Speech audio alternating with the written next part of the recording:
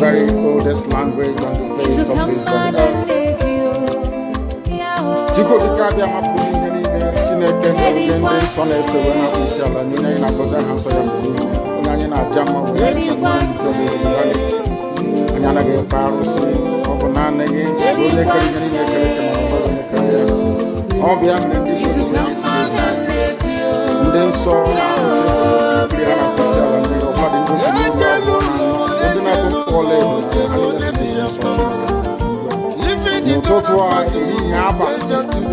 no one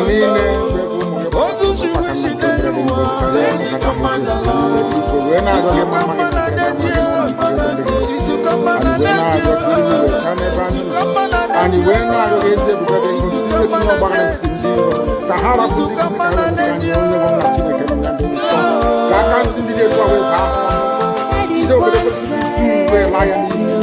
and you were not young. Be connected and make a difference with your source and we're not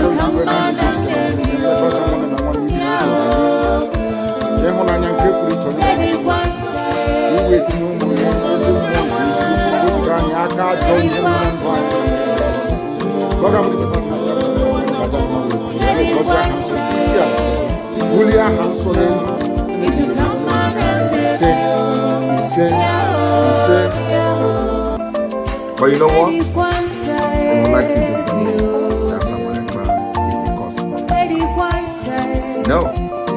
I am the solution, and the only way they can get to you is by kicking me out, which is not possible. I have come. Look with you. After I am done with Nigeria, Biafra will be free and enjoy freedom. Biafra will know the importance of freedom and what happens in 5 years to come. Thank you.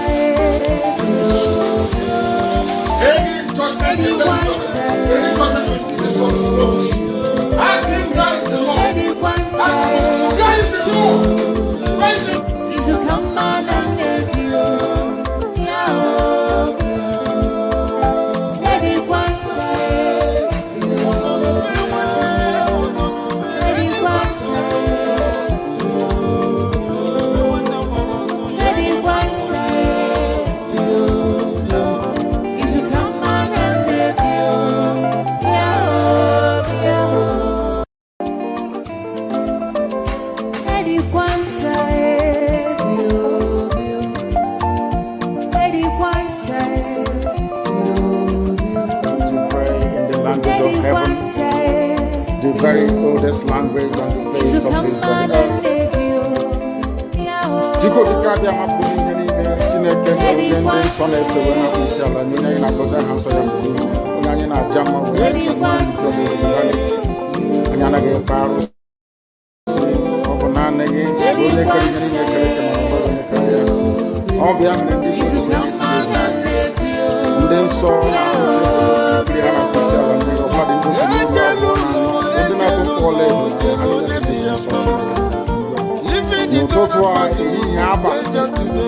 no one in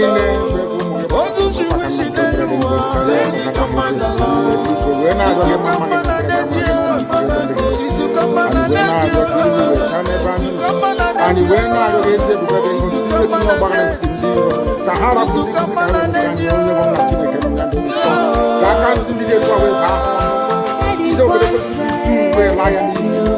and you were not young. Be connected and make a difference with your source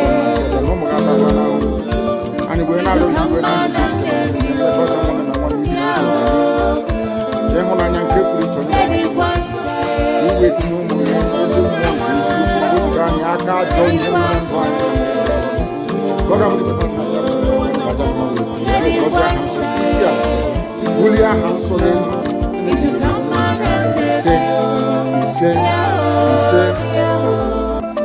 But you know what? They would like you to believe that someone Ekpa is the cause of this. No. I am the solution, and the only way they can get to you is by kicking me out, which is not possible. I have come. Look with you.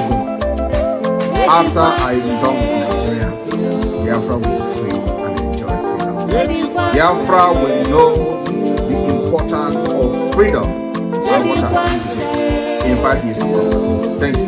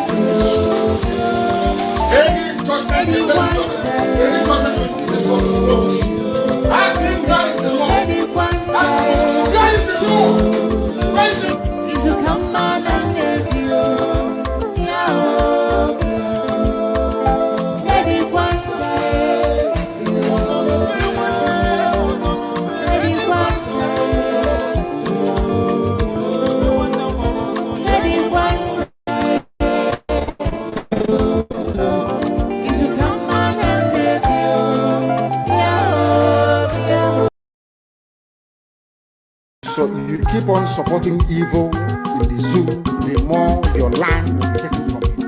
The more your daughters will be raped and abducted, the more your sons will be slaughtered in cold blood. And under one Nigeria, there is nothing you can do about it. Absolutely nothing. Because one idiot that they groomed will rise up and say to you, oh no, it's one Nigeria, there is crime everywhere. Haven't you heard about Zamfara? Haven't you heard about Katsina? There is crime everywhere. That is not the case. The crimes you have in the north, the insecurity you have in the north is as a direct consequence of their own action. They grouped them. Al-Qaeda in the Nigeria, ISIS in West Africa, Boko Haram, Fulani headsmen, bandits, all of them. Who brought them to Nigeria? It's Fulani. Fulani brought them into Nigeria. Everybody brought them in. Why should the government brought them in? Are you people deaf and dumb and stupid? When you come out and you pretend, oh, we are one Nigeria, go and show. Somebody was asking, where is the boundary, where would the boundary of Biafra begin? And I asked the fool, where did the boundary of Nigeria begin? People from Niger come in and go as they like. Most of these idiots are from Niger. They are building a pipeline to Niger. They are building a railway line to Niger. They are building roads to Niger. Whereas where the money comes from, which is Biafra land, we don't have those infrastructure. No, we don't. But you're taking our money. You come to you come to Onadi, you come to Ekpa, you come to Agulere, you come to Ekpa, you take our resources, sell it, get the money, and now you're building a way to Niger, and you want me to be happy with you. Clap for you, one Nigeria. I think you are insane. You come to my land, you take our oil, you take our gas, you take our bumper, you take everything, our VAT, our tax, and pay. You are now building a road from Katsina to Niger. Airport, refinery. You take oil from my land, you take it to Niger, you refine it, you bring it back to me as a refined petroleum. And you're telling me that country is viable. You're telling me that Nigeria should be supported. You are in one Nigeria, you are not going anywhere, and you're dying every day. Because those that they appointed to speak for you, they gave them money so that they will come out, pages of the newspaper, to give the world the misleading impression that everything is okay. When things are go and see the contradictions in it. Nigeria is not working. We are marginalized. And then you come back to say Nigeria is fine. We must stay in it together. Are you not foolish? These are the useless intellectuals that you have. On one hand, you say Nigeria is not working. You're marginalized. You are being discriminated against. You're suffering. They're killing you everywhere. And you come back to the same place and say Nigeria must be one. Had Nigerians gotten together to say they want to be part of this useless contraption, that's entirely their business. I'm a Democrat, I'm subscribed to it. But have you asked yourself this question? Why is it that all those asking you to remain in one Nigeria has something to gain from Nigeria, or they have benefited in the past? Nothing more, nothing less. I saw the letter that Ekpa wrote to President Biden. In it, Ekpa said, come and help us fight terrorism, in order to ensure that there will be no regional destabilization. That is their game plan at the U.S. State Department for very many years, until we stepped in. They keep plotting out these lies. Once Nigeria breaks up, there will be destabilization in the entire region. I said that because you don't understand African history. Most of these people are not people. When I say they say I'm insulting them. No, I'm not insulting them. Most of them are people. In Africa, we are tribal creatures in Africa. In Africa, we are tribal creatures in Africa. We always go back to our village where our umbilical cord, our long, where it was buried. That's where we come from.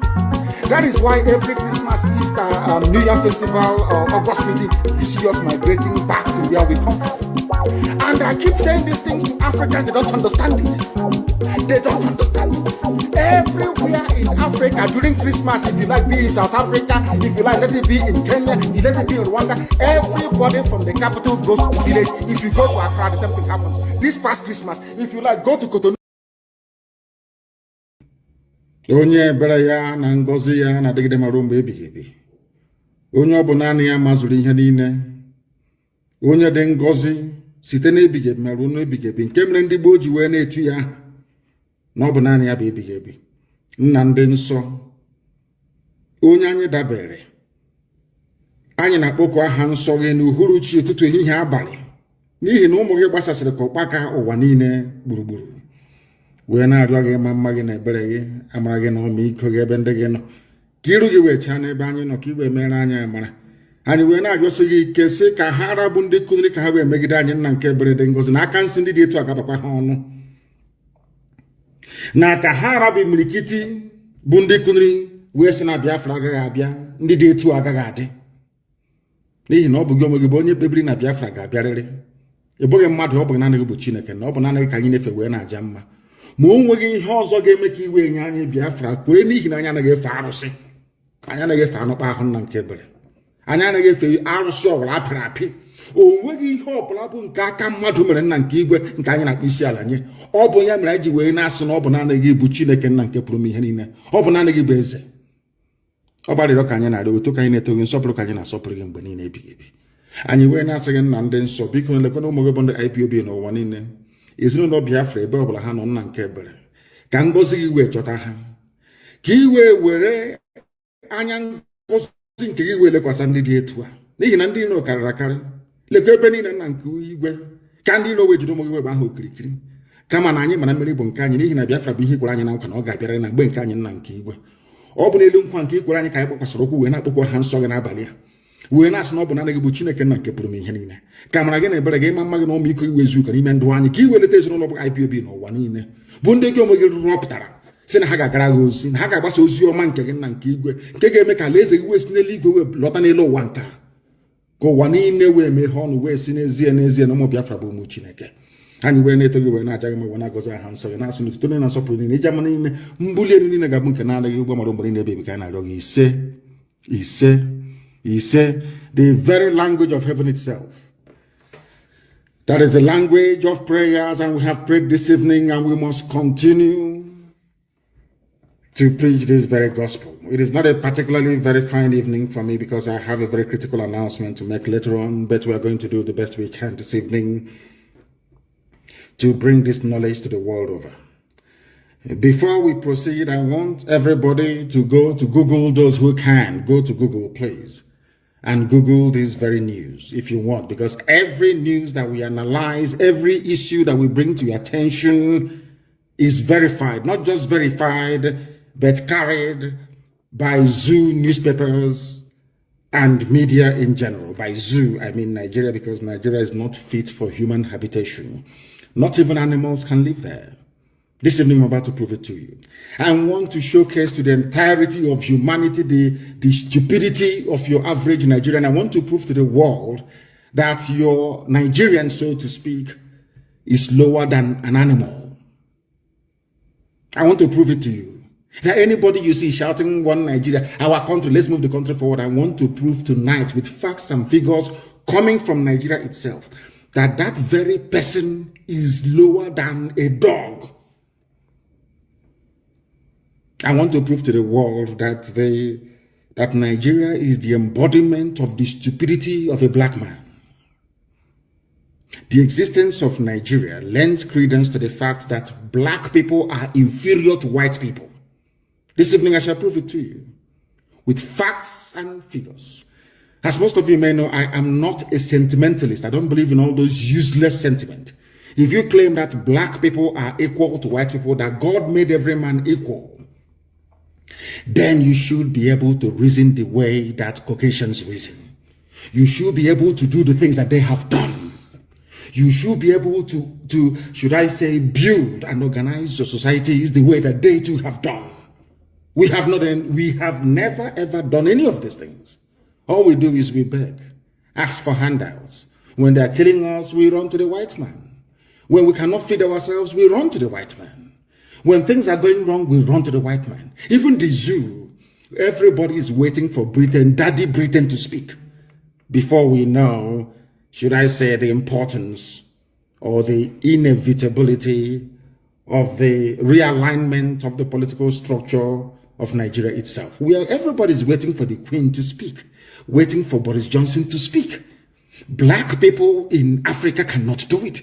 Everybody's waiting for a white man. And now let me prove it to you why I say that anybody calling him or herself a Nigerian is the most idiotic idiot in the world. Google this news, please. Leah Shuaibu gives birth, that's her second baby, in Boko Haram captivity. Leah Shuaibu, her name is Leah, L-E-A-H, if I'm not mistaken. Her surname is Shuaibu, I think S-H-U-A-I-B-I, or Sharibu as the case may be. Just Google Leah Shuaibu. She's a Christian girl from the same Middle Belt. I want you to follow what I'm saying this evening very sequentially and methodically. If you don't have a pen and paper, you shouldn't be listening.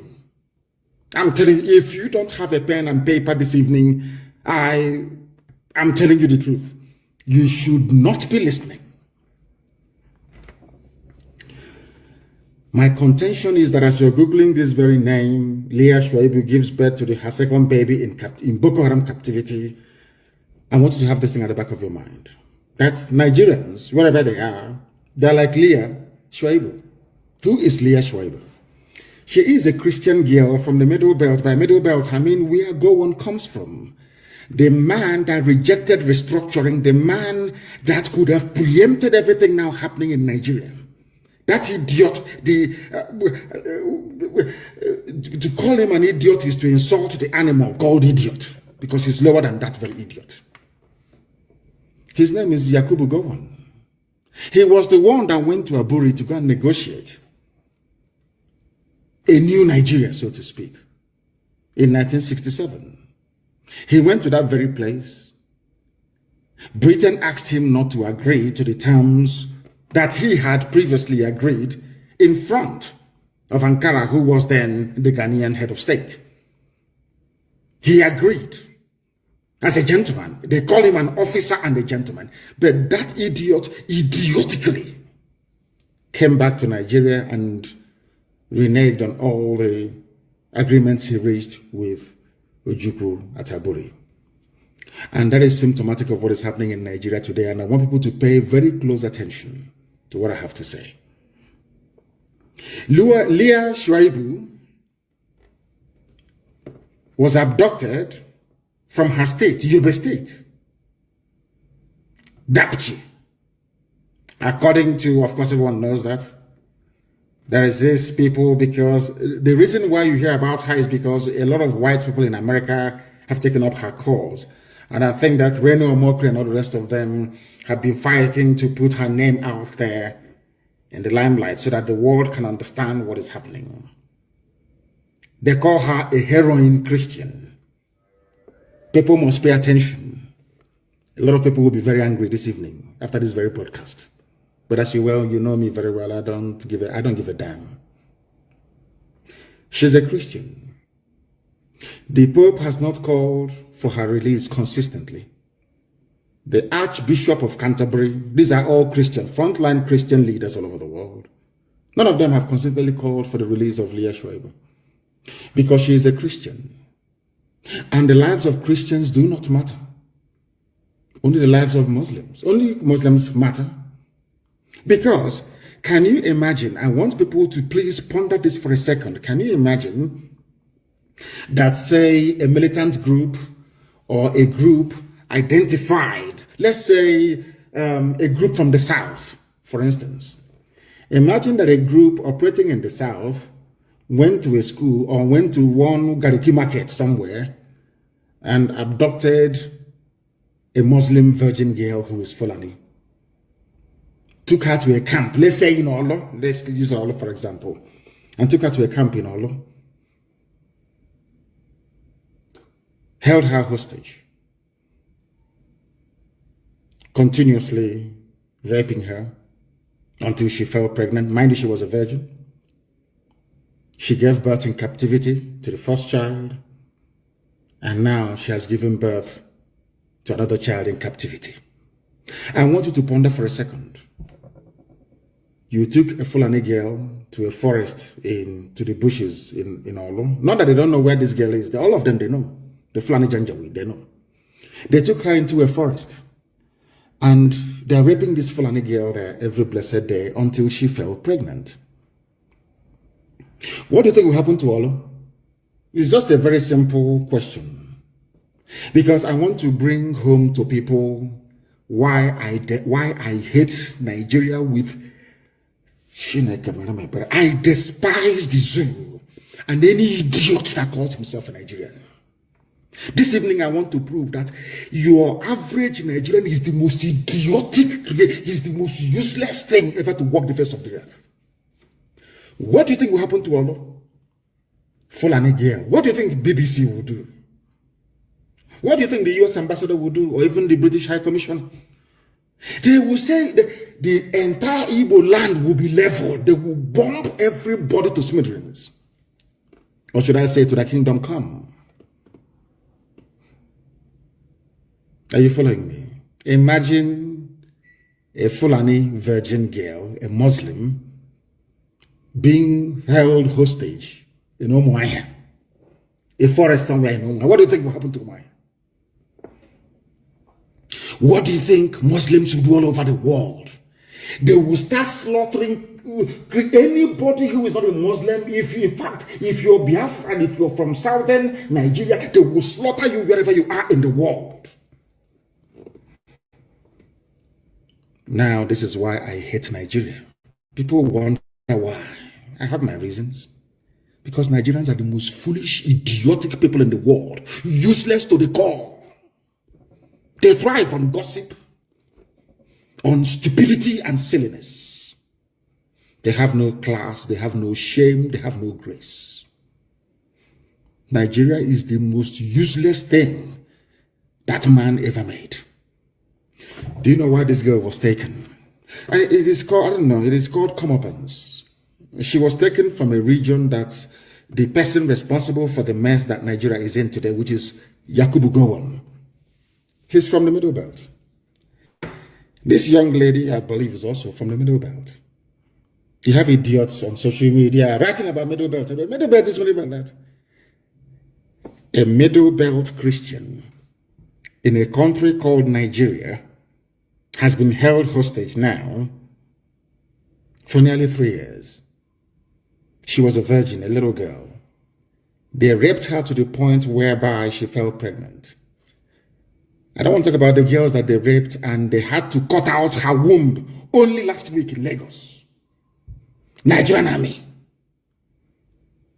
I want people to understand, when you're talking about one Nigeria, I want you to understand that you are an instrument of Lucifer. Satan is using you to perpetrate and to perpetuate evil. Only somebody from the bowels of darkness can ever say that Nigeria is viable. Only if you're working directly for Satan. And that Satan will destroy all of you. Because people are evil. Evil beyond human comprehension and contemplation. I'm telling you the truth. You people are beyond evil. Every idiot, it doesn't matter your political coloration. Every animal in the zoo, it doesn't matter how you think acceptable, you think people will see you, view you, or take you. As long as you wake up in the morning and you say, I'm a Nigerian, I swear to Almighty God, may God punish you, punish your generation forever and ever, because you are evil. Only an evil person can support a country where a little girl, a virgin, was abducted from her school, held in captivity for over 3 years. Rape after rape. Now she has her second child. And you people are not even ashamed of yourselves to be reporting it. She has her second child in captivity. Very flippantly, very dismissively. You people are evil. Do you see why God condemned black people? Because you're evil. You people are evil. You are satanic. There is something satanic inside you as a black person.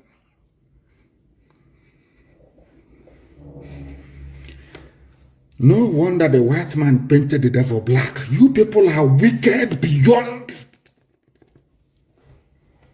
human reasoning. Because she is not a Muslim. The stupid Pope, Roman Catholic Pope, that idiot, I don't know where he comes from, cannot talk about Leah Shuaib. But he was busy praying and campaigning for Rohingya Muslims to get justice. Those fools in Canterbury, that idiot, Archbishop of Canterbury, those fools there, that you contribute your money every Sunday and send to. Leah Shuaibu is a Christian. They cannot speak. Because Muslim interests hasn't been threatened. The whole world is there. The American ambassador is in Abuja, a woman. I don't think she has any children. Because you cannot tell me that people that wield such influence, that has such clout, will keep quiet and a little girl. But they can find American soldiers who were kidnapped, or American aid workers. They can send Delta Force to release them.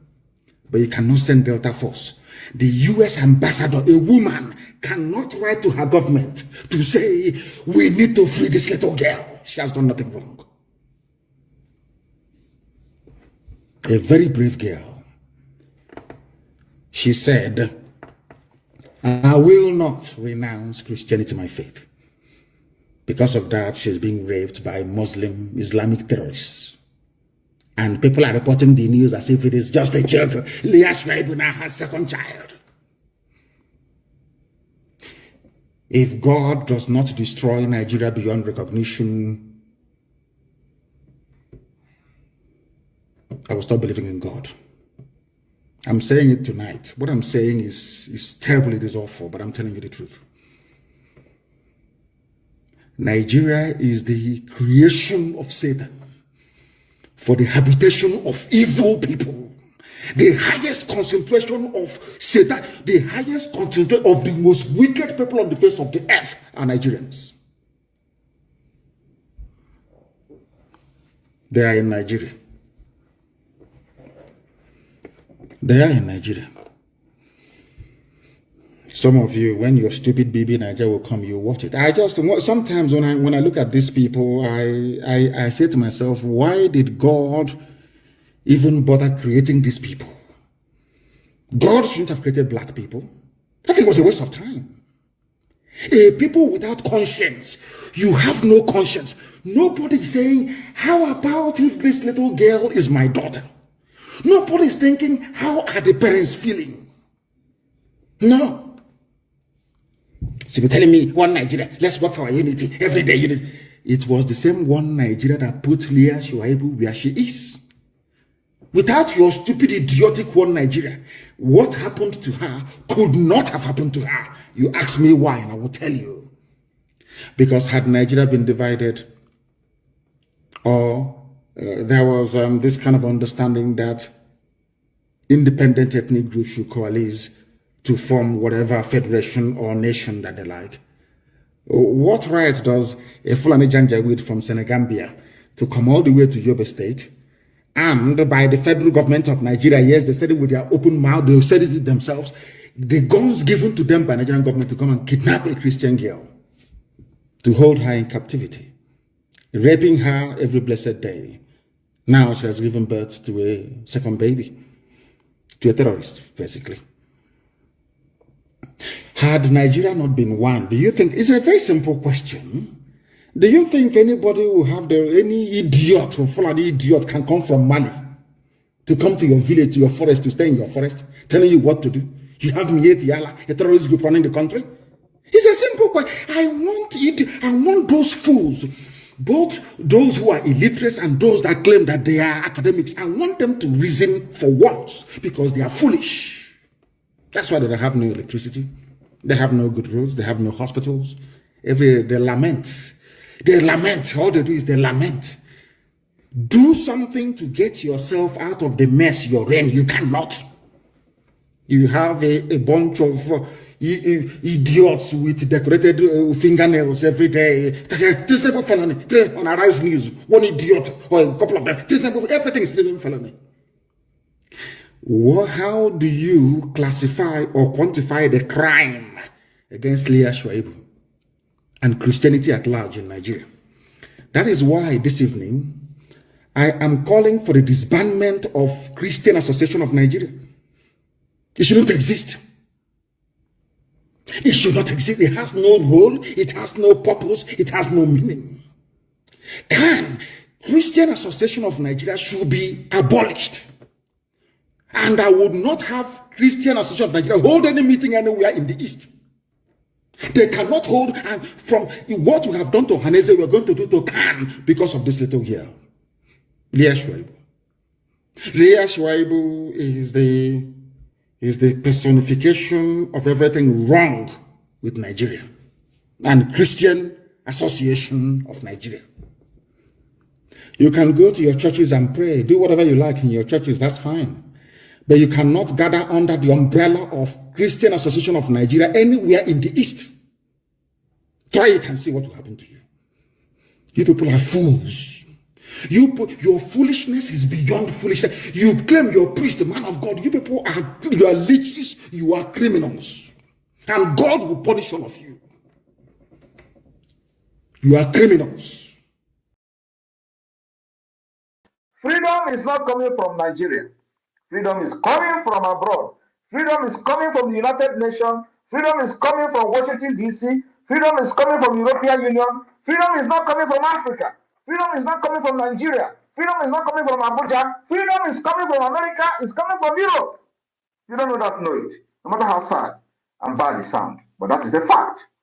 So why should I go to Nigeria where freedom is not coming from? It's coming from here. I will be here. Biafra freedom will come from diaspora. I promised them for many years, since 2021, that I will bring the Biafra freedom from diaspora. I want you to look around yourself. Is it not coming from diaspora? They thought they have locked everywhere. If you go to Nigeria, they kill you. If you do, they will challenge you. Come to Nigeria, so we'll take you serious. Come to Nigeria. Because I will not come to Nigeria. If you want to die, go and put yourself on war. I will not come to Nigeria. I will be here to fight for my people, and I will be here and free my people from Nigeria. When Queen Elizabeth was controlling you in Nigeria and doing amalgamation, was she there? Was she there? Queen Elizabeth, the same Londugard, was she there? I will do like her. I will be here and free Biafra, and then I will come to unify Biafra people after Biafra has been recognized. I will be here to fight because freedom is not coming from Nigeria. Freedom is coming from abroad. Freedom is coming from the United Nations. Freedom is coming from Washington, D.C. Freedom is coming from the European Union. Freedom is not coming from Africa. Freedom is not coming from Nigeria. Freedom is not coming from Abuja. Freedom is coming from America. It's coming from Europe. You don't know that, know it. No matter how sad and bad it sounds. But that is the fact. So why should I go to Nigeria where freedom is not coming from? It's coming from here. Thank you very much. Heaven, the very oldest language on the face of this very earth. Because I can say that from what I have just listened from you, it is just not ordinary. You're very, very wonderful. Very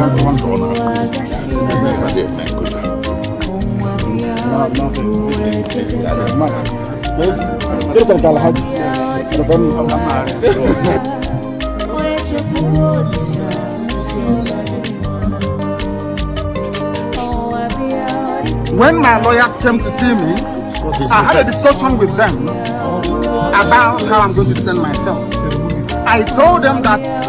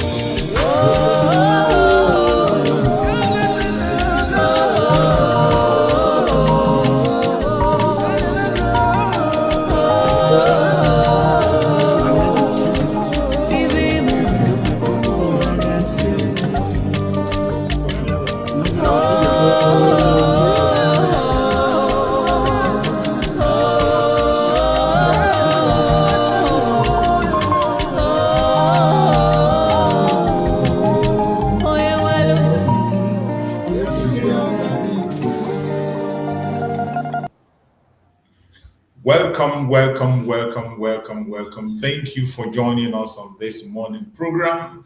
I appreciate everyone that has connected to this platform, wherever you are connecting from, whether you are joining us from Biafra land, you're joining from Nigeria, you're joining from Africa, Asia, Europe, America, Australia, Canada, New Zealand.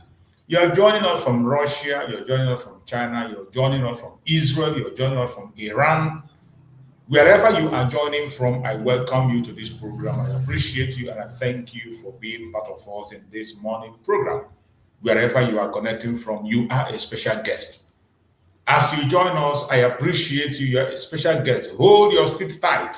If they take you out, come back, because this very topic we are discussing is important. This is a time that we need to put our heads together to sort out issues. I appreciate everyone that have connected so far. I can see my brother, Okri Owan. I see you there. You're welcome, Okri Owan. I see my brother, Sunday Gabriel. Thank you so much for joining my brother, Sunday Gabriel. You're always here. Uche Onyemde, thank you so much, my brother Uche. I appreciate you for joining. I appreciate you. Fidelis Maduka, thank you so much for joining. my brother Fidelis Madoka, and every other person that is watching out there, whether I mention your name or not, you are a special guest. Whether you are commenting or not, you are a special guest. Whether you are watching me on TikTok, you're watching me on Facebook, or you are on YouTube where I'm hosting the program, I welcome you and appreciate you so much. I can also see my brother Emmanuel Otu. Thank you so much for joining, my brother Emmanuel Otu Tuoma, my brother. I appreciate you and thank you so much for joining. And every other person that is out there, I say, may Chukwu Okike Abiyama continue to guide and protect every single one of you, continue to strengthen you, give you that strength and power to continue to stand strong, no matter the wave we are seeing. There is a lot of wave. No matter the attacks we are getting now, no matter the disappointment we are seeing, no matter the discouragement that we are seeing every single day, you will see something that will discourage you. But at the same time, we are seeing more things that will encourage us to stand strong. I appreciate every one of you for that strength, that inner strength to stand up till now. Many of us that started this journey are no longer here. Many of us that started this journey together are no longer here. Some of them are no longer alive. Some are very much alive, but they don't have that zeal anymore the way they had before to talk about Biafra.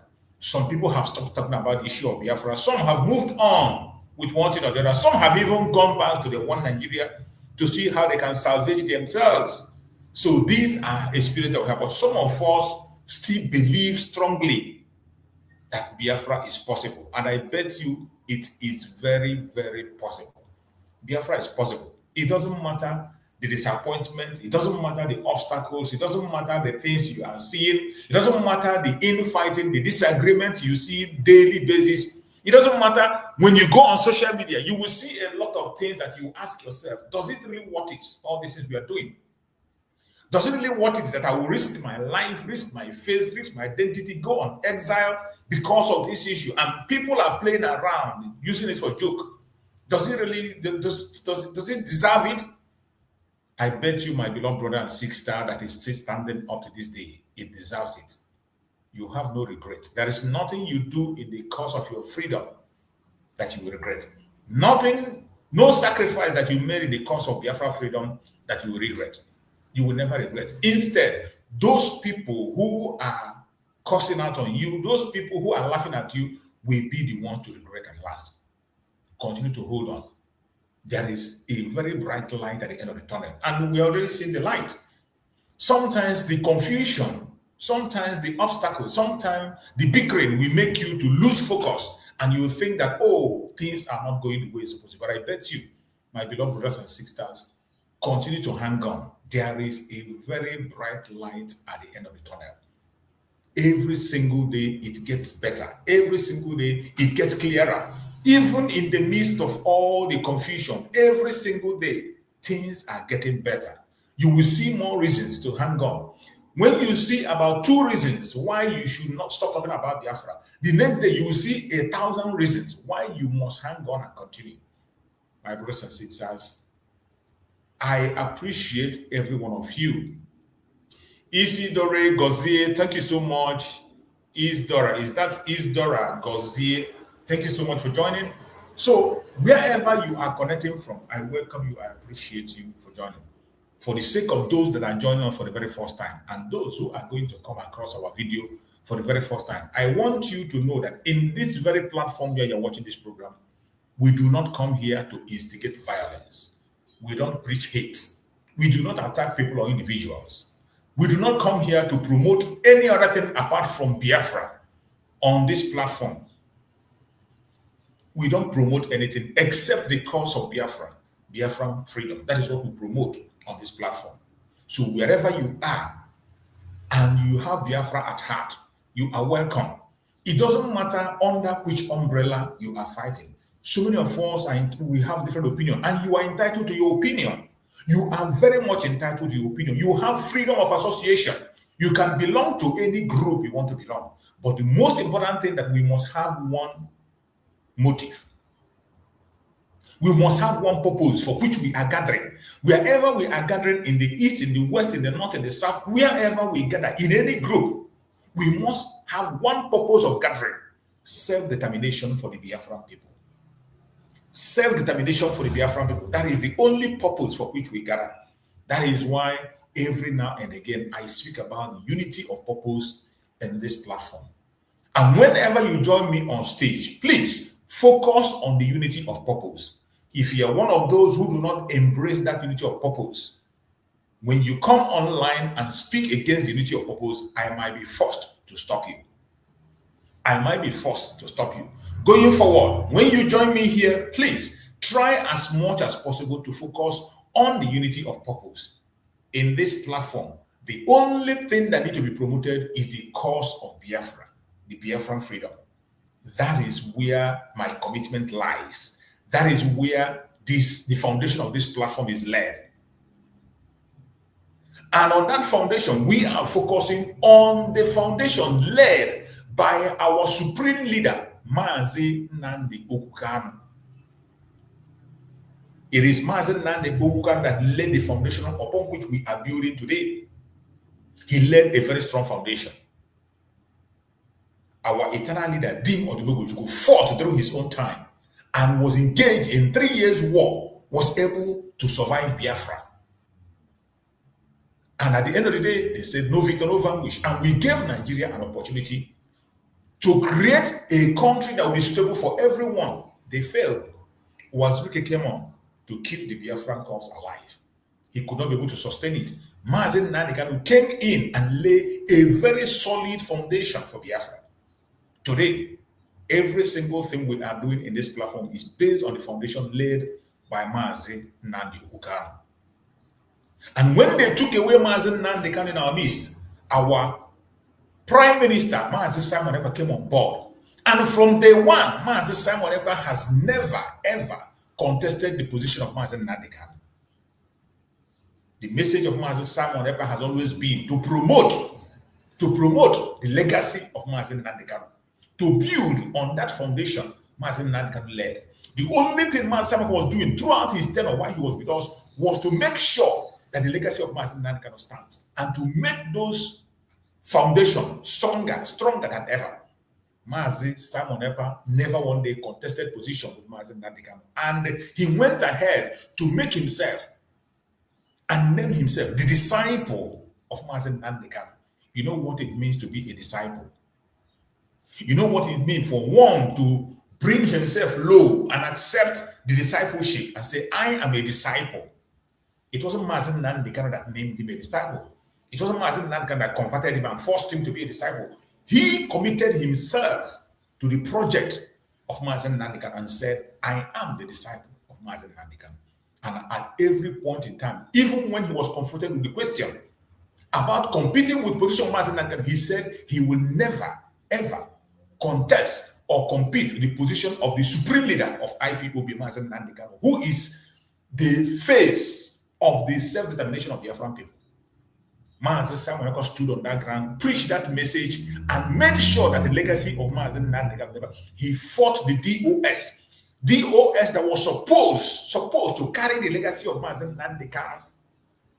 It was the DOS that was supposed to carry the legacy of Mazi Nnamdi Kanu, carry it with jealousy, guide it with care. But the same DOS were the ones making sure that they destroy the legacy of Mazi Nnamdi Kanu.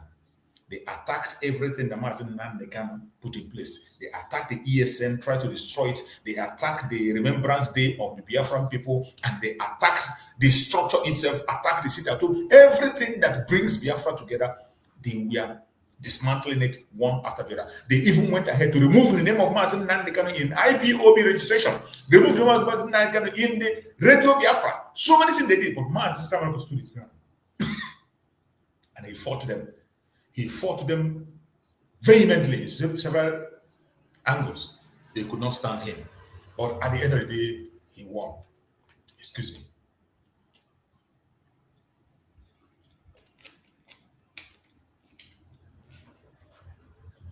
It was a very fierce battle. Mazi Simon Ekpa was in that battle for so many years. And for the fact that he stood on the truth, Mazi Simon Ekpa was always standing on the truth and nothing but the truth.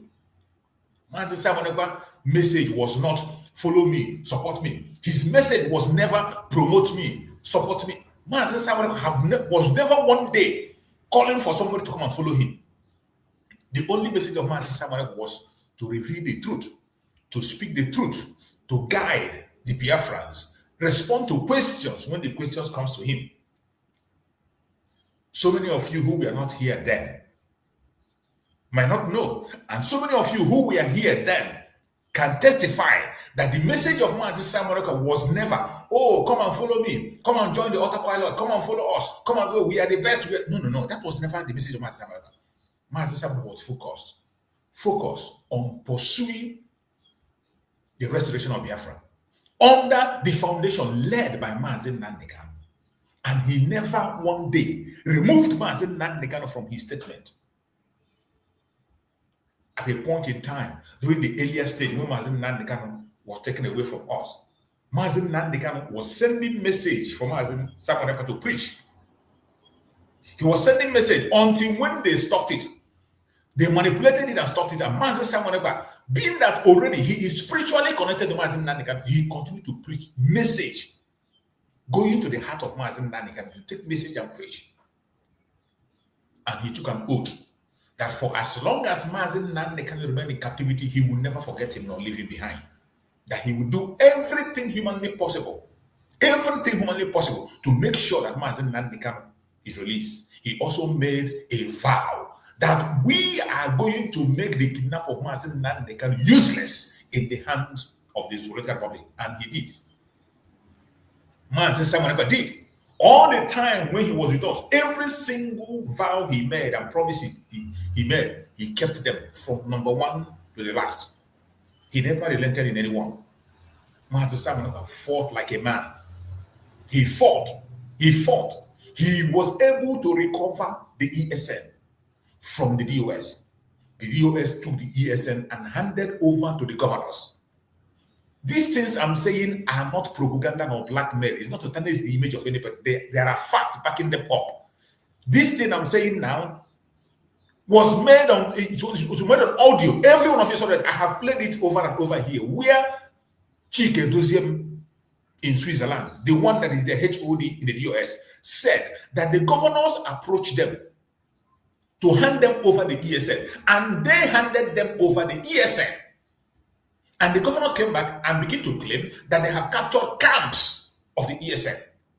And he came and made a video and confessed that the governors came to them and told them to hand over the ESN, and they did. Even the criminal in Anambra State, Seibo, the Seibo in Anambra State came out also and said that the DOS have agreed to work with them. Now IPOB is now working with them. So these things are things that happen that some of you are not paying attention. But within those periods, the only person that was standing ground to make sure that the legacy of Mazi Nnamdi was not taken away was Mazi Samuel. He rescued the ESN, those of them who were remaining, who stood their ground and refused to join the enemy. He rescued them and converted them into the Liberation Army. And he was able to galvanize Biafrans and Biafran people who were sponsoring and supporting the Liberation Army of Biafra. And they did amazingly well. Every single one of them in that Liberation Army, they fought hard. They gave their life. They fought vehemently to make sure that they kept our land safe. And every one of us can testify to that. They recovered so many places. With the military might of Nigeria, they were able to face them head on and push them out. With the military might. Most of the places you see today, they are showing, they say they are recovering, was not decimated by the Liberation Army. The only time the Liberation Army came in to protect the people in that area. But what Nigerian army were doing that, when they come in and they saw a resistance from the Liberation Army, they would go after the civilians to destroy their houses, to shoot on the civilians, to destroy properties. And that's created fear in the mind of the citizens in the area, and people left their villages. That was exactly what happened. Some of these videos that are shown today, they say, oh, the ESN took over this place. There's nobody in the village. They ran away. It was Nigerian government that chased them away from their localities. Every one of us saw it when it was happening.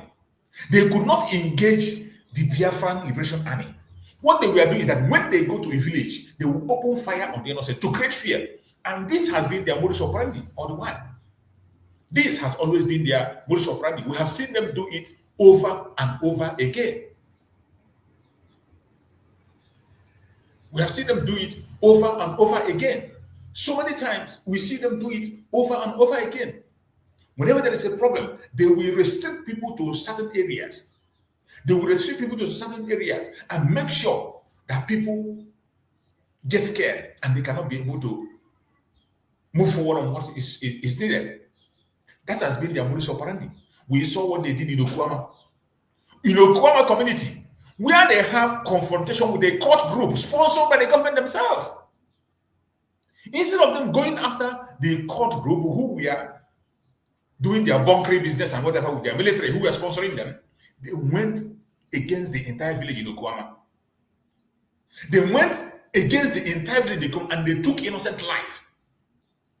If that was to be in the southeast, they would blame the ESN. They would say that it is the Liberation Army that drove the villagers. But the military went there, took innocent life, drove the entire village away because of a clash between the day themselves created. That is just a typical example of what transpired in Biafra that you are seeing today. You see the criminals and the ex-convicts that you see them taking video in Biafra and telling you that, oh, we are recovering this area. This is the area where the Liberation Army drove people. The Liberation Army of Biafra never drove anybody away from their community. They never attacked any innocent person. They never attacked any innocent person. They never drove anybody away from their community. What we were seeing was that the Nigerian government will go in. When they see that they cannot be able to confront the Liberation Army, they go against the civilians. They create fear in the atmosphere. We saw them most of the time destroying properties, destroying houses, taking innocent life. That fear made people to leave their villages and run away. And what did the Liberation Army do? The Liberation Army put defense to defend the land. And they were able to defend so many places, and they were able to take charge in so many areas. These were all that transpired before Mazi Simon Ekpa was taken away from our midst through the British manipulation with the help of some people who are supposed to be the pioneers of Biafra. They betrayed the cause. And in that betrayal, in the front line of that betrayal was the one that called herself Bianca Ono. Bianca Ono, because I cannot attach her to Juku. She was just a political deception that was presented to Eternal Juku to confuse him. A manipulation planted in the family of our eternal leader to cause confusion and disgrace him politically. That was why our eternal leader came back and joined their politics and could not be able to win. Even his own ward, you can imagine. The most popular man in Nigeria could not be able to win election in his own state. And today, you see what that political wife is doing. Bianca was the one they used to go to Finland and manipulate and tell lies against Master Simon Ekpa. With the help of the British and the NATO whatever, they were able to manipulate Finland and they took our Prime Minister away. And from then till now, things have not remained the same. Everything almost fell apart. From that time, everything has been stagnant. Confusion, right, left, and center. Things has never been the same. There was no more strong hand to be able to unite the force and make people stand on one ground. People were speaking from different sides of their mouth. People were coming out from all angles, bringing a different opinion. Confusion everywhere. That was a very big blow that drew out the hand of the clock back to us. It drew us back, very much back, and we lost territories where we were holding sway. We lost territories, we lost focus, confusion creeping, more confusion, more division, more division. Every single day, our message was divided. Every single effort that Master Simon Ekpa made was destroyed. Master Simon Ekpa, during his tenure, he was able to bring every agitating group under one umbrella. which is one of the core agenda that must be done. Mazen Nnamdi also had that very plan. Bringing everybody together was one of the most important things.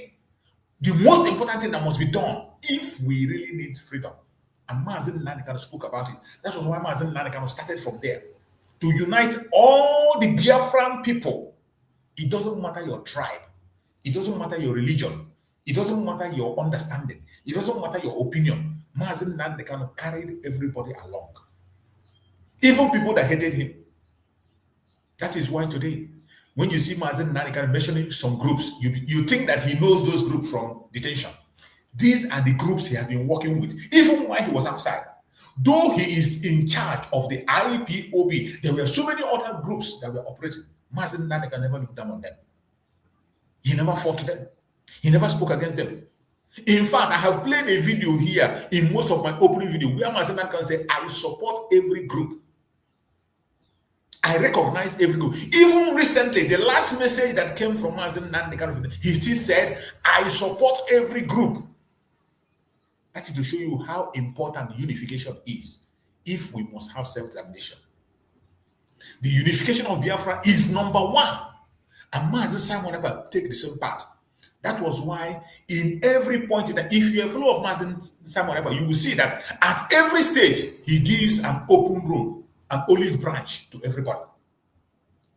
During the time of the self-referendum, he gave an olive branch that everybody, whether you agree with him or whether you hate him or you don't like him, please come and participate on that self-referendum. Because it is not only for him. You and your own group can use that number recovered in that self-referendum to make an argument. That self-referendum is useful for every group that is genuinely agitating for Biafra.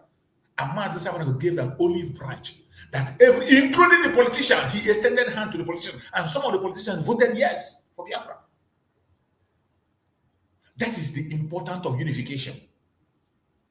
Some of you who were not paying attention will not know. But Mazen Simon, in the broadcast, when we were trying to educate people about the self-referendum, everybody was welcome, whether you are IPOB, IPOC, Rising Sun, whatever you are doing, both to Wazirike group, every one of them, Mazen Simon welcomed everybody, open hand for everybody, and said he is willing to sit down with anybody, whoever you are.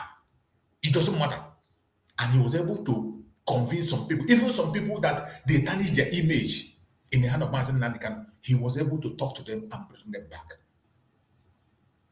The same thing during the time while we were preparing for the conference in Finland, Mazen Simon Ekpa gave an open hand for everybody. As long as you are a Biafran, you are free to come to Finland. He gave an olive branch, including to the politicians, to the one Nigerian, to the haters. He said, you have that right to come there and give your own opinion. He never limited it to a certain group. He never limited it to a particular person. He gave an olive branch. He even volunteered to pay tickets for those politicians to attend, to show you how important it is for us to be unified if we must make a point and get our self-determination. But unfortunately, today, when you talk about that unification, some people get angry for no reason. It is painful that today, some people will come in my platform and they get angry because I am speaking about Biafra, not mentioning them. Some will get angry that I'm speaking about Biafra without calling their group. I do not belong to any group, neither do I am here to promote any group. No, I am here to promote Biafra. And I have said it time and time and time again, that my focus is Biafra. In case you don't know, I started broadcasting as an independent broadcaster when Mazen Nnamdi was around. What I do was, after the broadcast of Mazen Nnamdi, I will take it up and analyze it. I started broadcasting online from the time Mazen Nnamdi was kidnapped, 2015, the arrest in 2015. It was after that arrest in 2015 and the attack in the home of Mazen Nnamdi after his release. That was when I started broadcasting. More especially the attack. After that very attack, in his home because I streamed it. While they were streaming it live, we were carrying it and posting it live.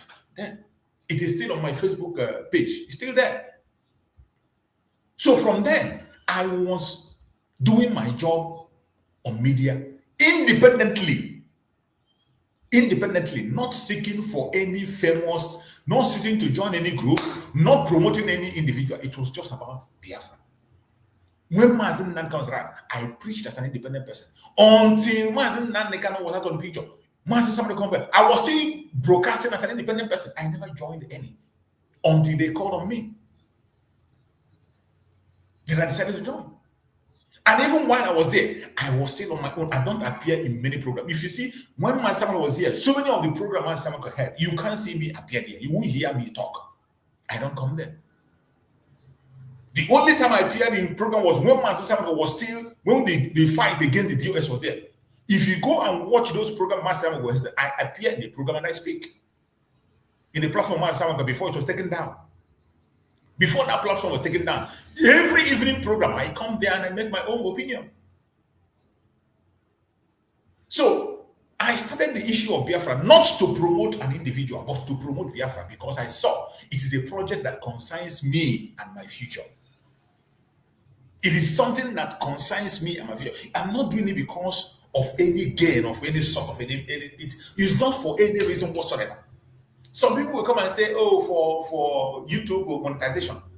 Go and check. If some of you that still have common sense, those who say that, go and check how many views you need to have for you to make $1. Go and check. Then after checking it, you come and calculate how many hours I spend online every single day. How many hours I spend. Then you compare it and see if it works. If it works what I'm doing. If it is for financial gain, calculate. If it is for financial gain, does it worth it? Go and calculate it and check. If I'm doing whatever I'm doing as a content creator to win people, to come and laugh, to come and cheer, I know the topic to preach. I will engage in your saga. I will join you in your propaganda. I will join you in your blackmail. But that is not why I'm here. That is not why I built my platform. That is not the foundation of this platform from day one. It's not the foundation. I'm not part of it. I only come here to speak about the freedom of Biafra, which I know is a legitimate request. Self-determination is legitimate. International law supports self-determination. African peoples and human rights law support self-determination. Nigerian law itself supports self-determination. So, speaking about self-determination is not a crime. That is why I can do it boldly. With my face, I come out and speak. But some of the time, people that even come and distract us, to discourage us to talk, they can't even be bold enough to come and speak with their faces. They will hide under one name, fake name or that thing, and they create a distraction at every given point in time. My fellow Biafrans, wherever you are, I bet you that every single suffering we are suffering, it worth it.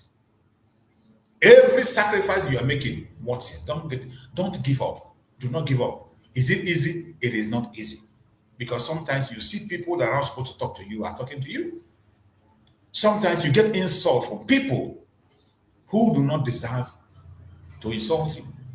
People who you might never even see in your entire life, or they come online and insult you. Are you going to run away because of that? No, you will not. If you run away because of that, you are defeated. It means you don't know why you're here. For those of us who know why we're here, no matter what happens, we focus on the direction. And I bet you, wherever you are, the only thing we need is patience. Every single question you are asking will be answered. Just patience. That confusion you have in your head is going to clear. Today, so many of you that are claiming to be confused, don't worry. In a short while, in a very short time, your confusion is going to clear. Some people are still pretending because they have spoken so badly that they can't turn back again. And that is why I have always said, when you are talking to your brother or talking to your sister or you're speak in a manner that people can be able to forgive. Don't abuse people and go to the extent that people can never forgive or forget. There are certain things, certain words you don't use for your fellow human being. It doesn't matter how placed, how you think you are, you have power, how better placed you are. There are certain languages you don't use. There are certain words you don't use. Because sometimes you go to extreme that you cannot be able to return back again. The confusion we are seeing today. The answers are already coming out. Many of you are on social media. You are seeing videos flying right, left, and center. You have the liberty of what? Like my own self, I see a lot of video. I see them, I watch them. I don't come here to play them. Neither do I analyze them. The only video I pay attention to analyze it is when you speak against Mazi Simon Ekpa, or you speak against Mazi Nnamdi Kanu, or you speak against the cause of Biafra. That is the only time I will bring out your video and trash it. Throw it into the dustbin where it belongs. Apart from that, you can't see me analyzing anybody's video because it doesn't worry. We have an enemy before us. The Caliphate, the Janjaweed, the British Empire. These are the people holding us captive. And the only thing we should do is make sure we hold our ass together and present our case so that the world can hear us. Hold on to the sympathy that the world has for us. Make sure they do not take away that sympathy. It is very important. Very, very important.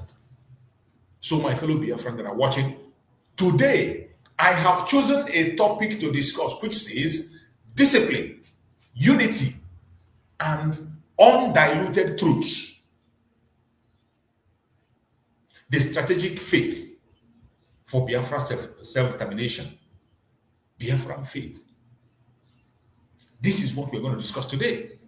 Already, we are diving into the topic and we are going to touch it. Remember, it is an interactive section. If you have a superior argument, please, all you need to do is to click the link, join me on stage. Either you're watching on TikTok, on YouTube, or Facebook. Click the link. I will bring you in. Then you make your contribution when the time comes. There is no need to contribute nuisance on the comment section or to create distraction. Whenever you feel need to bring up a superior argument or ask a question, feel free to send your request. I'll bring you in. And by the special grace of Chukwuka, we are going to end well. So my fellow Biafran that are watching, wherever you're watching from, we are going to discuss this very topic this morning, and we will try as much as possible to touch it to the best of our knowledge and get to it and deal with it properly. So I welcome everyone that has connected. Please try to engage on the comment section. If you cannot come out and you have a question to ask, you can type it on the comment section. When I see your comment, if I can be able to read it, my eye catch on it, I will be able to read and then I will respond to you. We are here, as always, to speak to Biafran people and encourage them. This is a strategic conversation that we are engaging on today. This is a moment of reflection. This is a call to discipline, unity, and truth. That is why we're here. Today, I will be speaking on the importance of self-determination through the leadership of Mazi Nnamdi Kanu and Mazi Simon Ekpa. The importance of Biafran self-determination through the leadership of Mazi Nnamdi Kanu and Mazi Simon Ekpa Njoko. And why discipline and unity of purpose are now more critical than ever. I will also address the continued propaganda, blackmail, and attack coming from the government of Nigeria and how the latest global crisis may reshape the future of Biafra liberation movement. I urge every one of you to stay with me. This will be deep. We will try as much as possible to dig it deep. This will be strategic. This will be truthful. We will be as truthful as we have always been. So please pay attention and join us as we carry on this morning program. Let us begin first with principle. Let us begin with first principle. Self-determination is not violence. Self-determination is not violence. Self-determination is not rebellion. Self-determination is not hatred. Self-determination is a political right recognized under international law. It is the right of the people to determine their political future peacefully and democratically. So whenever you hear self-determination and they try to make you look as a violent person, a troublemaker, you are not. They are intentionally pushing that narrative to make you walk away from your right, to make you scared of making your demand. But in the actual sense, self-determination is a political right recognized under international law. It is the right of a people to determine their political future peacefully and democratically. So when Biafrans speak about referendum, autonomy, or peaceful separation, we are speaking the language of political rights, not chaos. Get it right.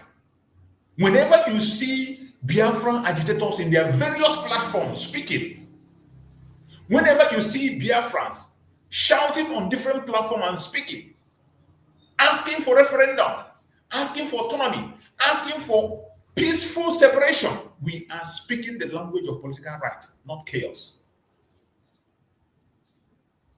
The question is simple. If self-determination is legitimate worldwide, why is it treated differently when Biafrans demand it? That's the question. Why is the self-determination treated differently each time the Biafran people rise up and demand it? That is the question the establishment does not want debated openly. This is one of the questions they don't want anybody to talk about. They don't want to engage in a debate.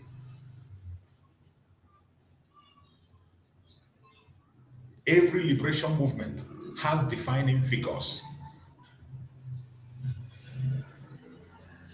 Every liberation movement has defining figures. Mazi Nnamdi Kanu becomes a global voice for Biafra through advocacy and international awareness. His approach emphasized legal processes, referendum, and global engagement. Mazi Nnamdi Kanu is the face of Biafra self-referendum. Listen carefully. It is important I speak about these issues calmly and clearly so that you can understand. So many of us cannot be able to defend what we are doing. That is why some of us are scared of joining the struggle. Some are scared of speaking out. Some are scared of doing what they're supposed to because they are not sure if they are on the right path or on the wrong side.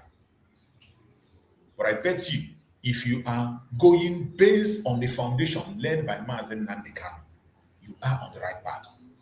If you are going based on the foundation led by Mazi Simon Ekpa, not by word, not by claim, not by claim. If you have not been a follower of Mazi Nnamdi Kanu, Mazi Simon Ekpa, you will not understand. So people come and claim that they are their followers, but they are not.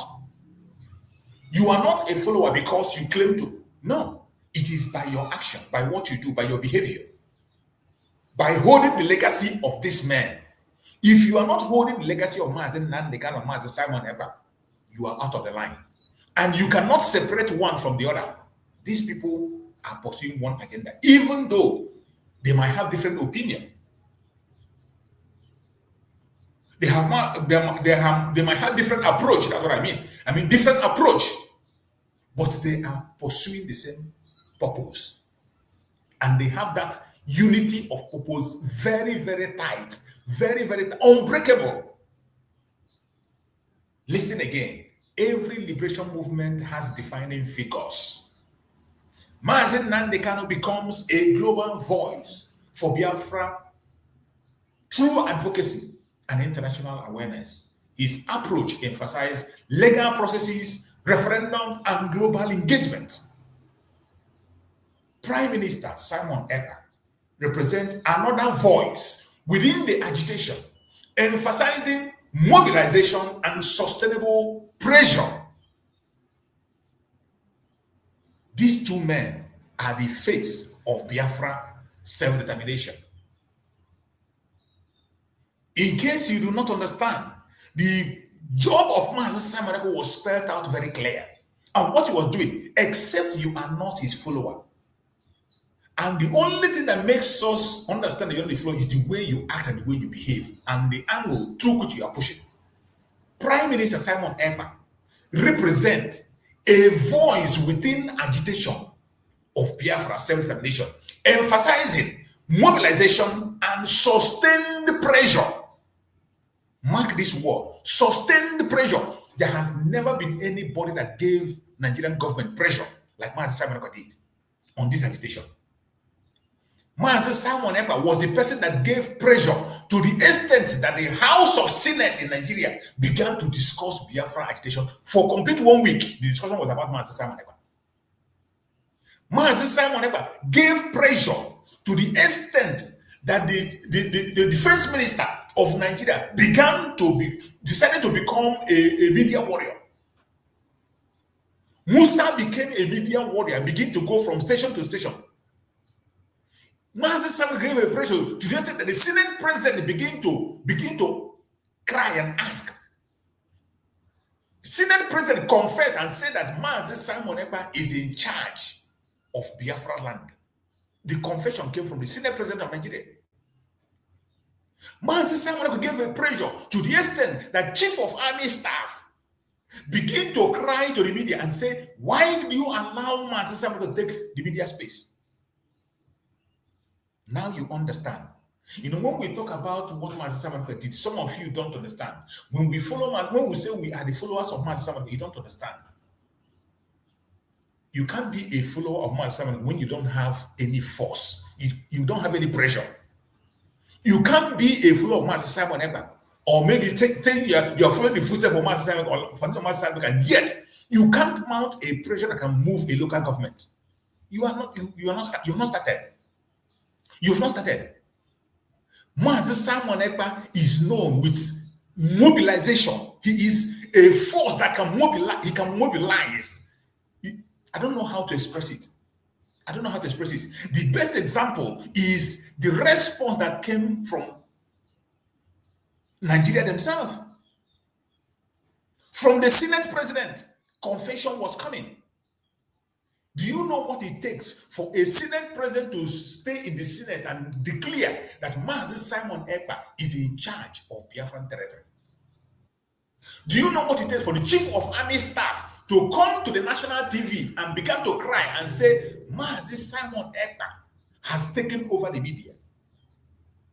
Do you know what it takes for the military to begin to pull out from Biafra land on their own?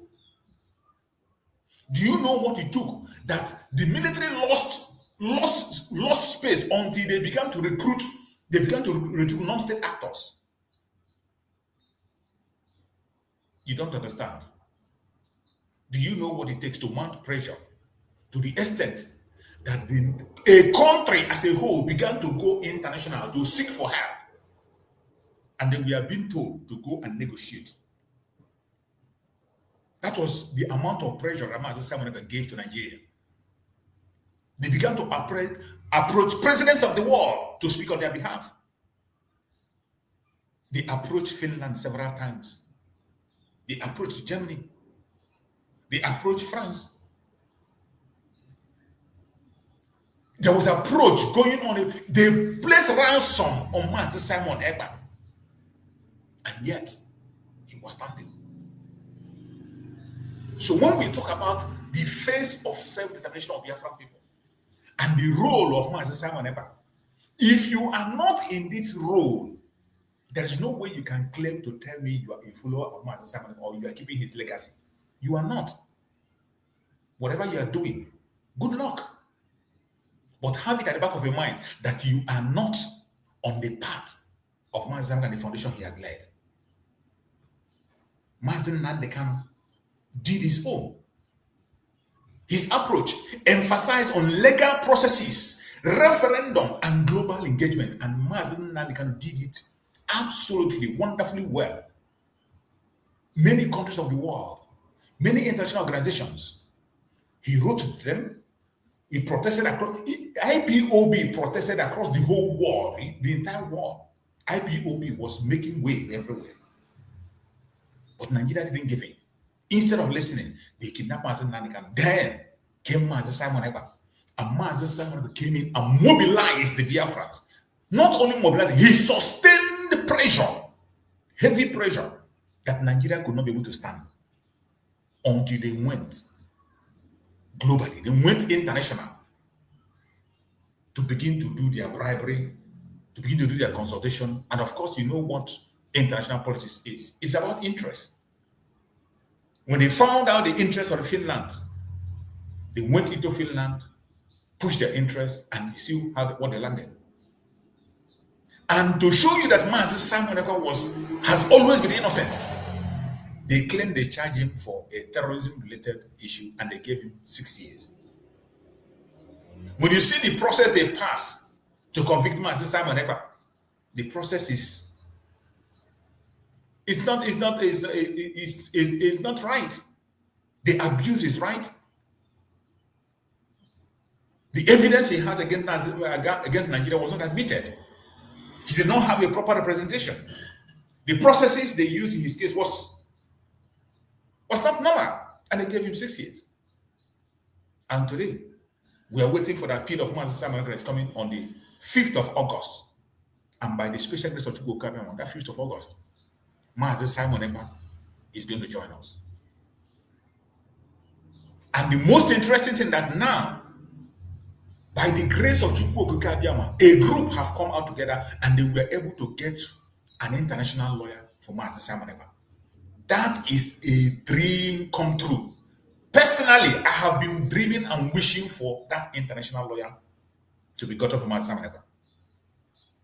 It's been a painful thing that Mazi Simon Ekpa passed through the whole court until his sentence, and he didn't have any proper representation. It is a sad.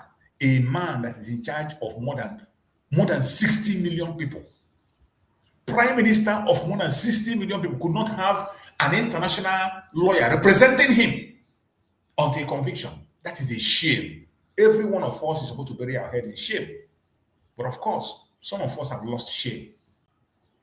But I thank God that today we have been able to get an international lawyer that could stand for Mazi Simon Ekpa, not just standing in Finland court to speak, but to weigh around on international level, because that was where they came from to get Mazi Simon. They came from international ground through their NATO, the EU, and all what relationship they had. That was how they were able to clamp down on Mazi Simon Ekpa. So we need an international lawyer who can equally go through that same level to make sure that every right of Mazi Simon Ekpa is protected. And that is the duty of this new lawyer that was gotten from the United States. And that lawyer, he has made a speech several times. His contact and information are in the open. You can consult him, you can ask questions, you can make inquiries about him. And he said it the way it is, that he is not going to be in the court to represent Mazi Simon Ekpa, but he is going to be consulting with the External Affairs Minister of External Affairs in Finland, the EU, the NATO, United States, to make sure that the right of Mazi Simon Ekpa is protected, that right to present evidence against Nigeria.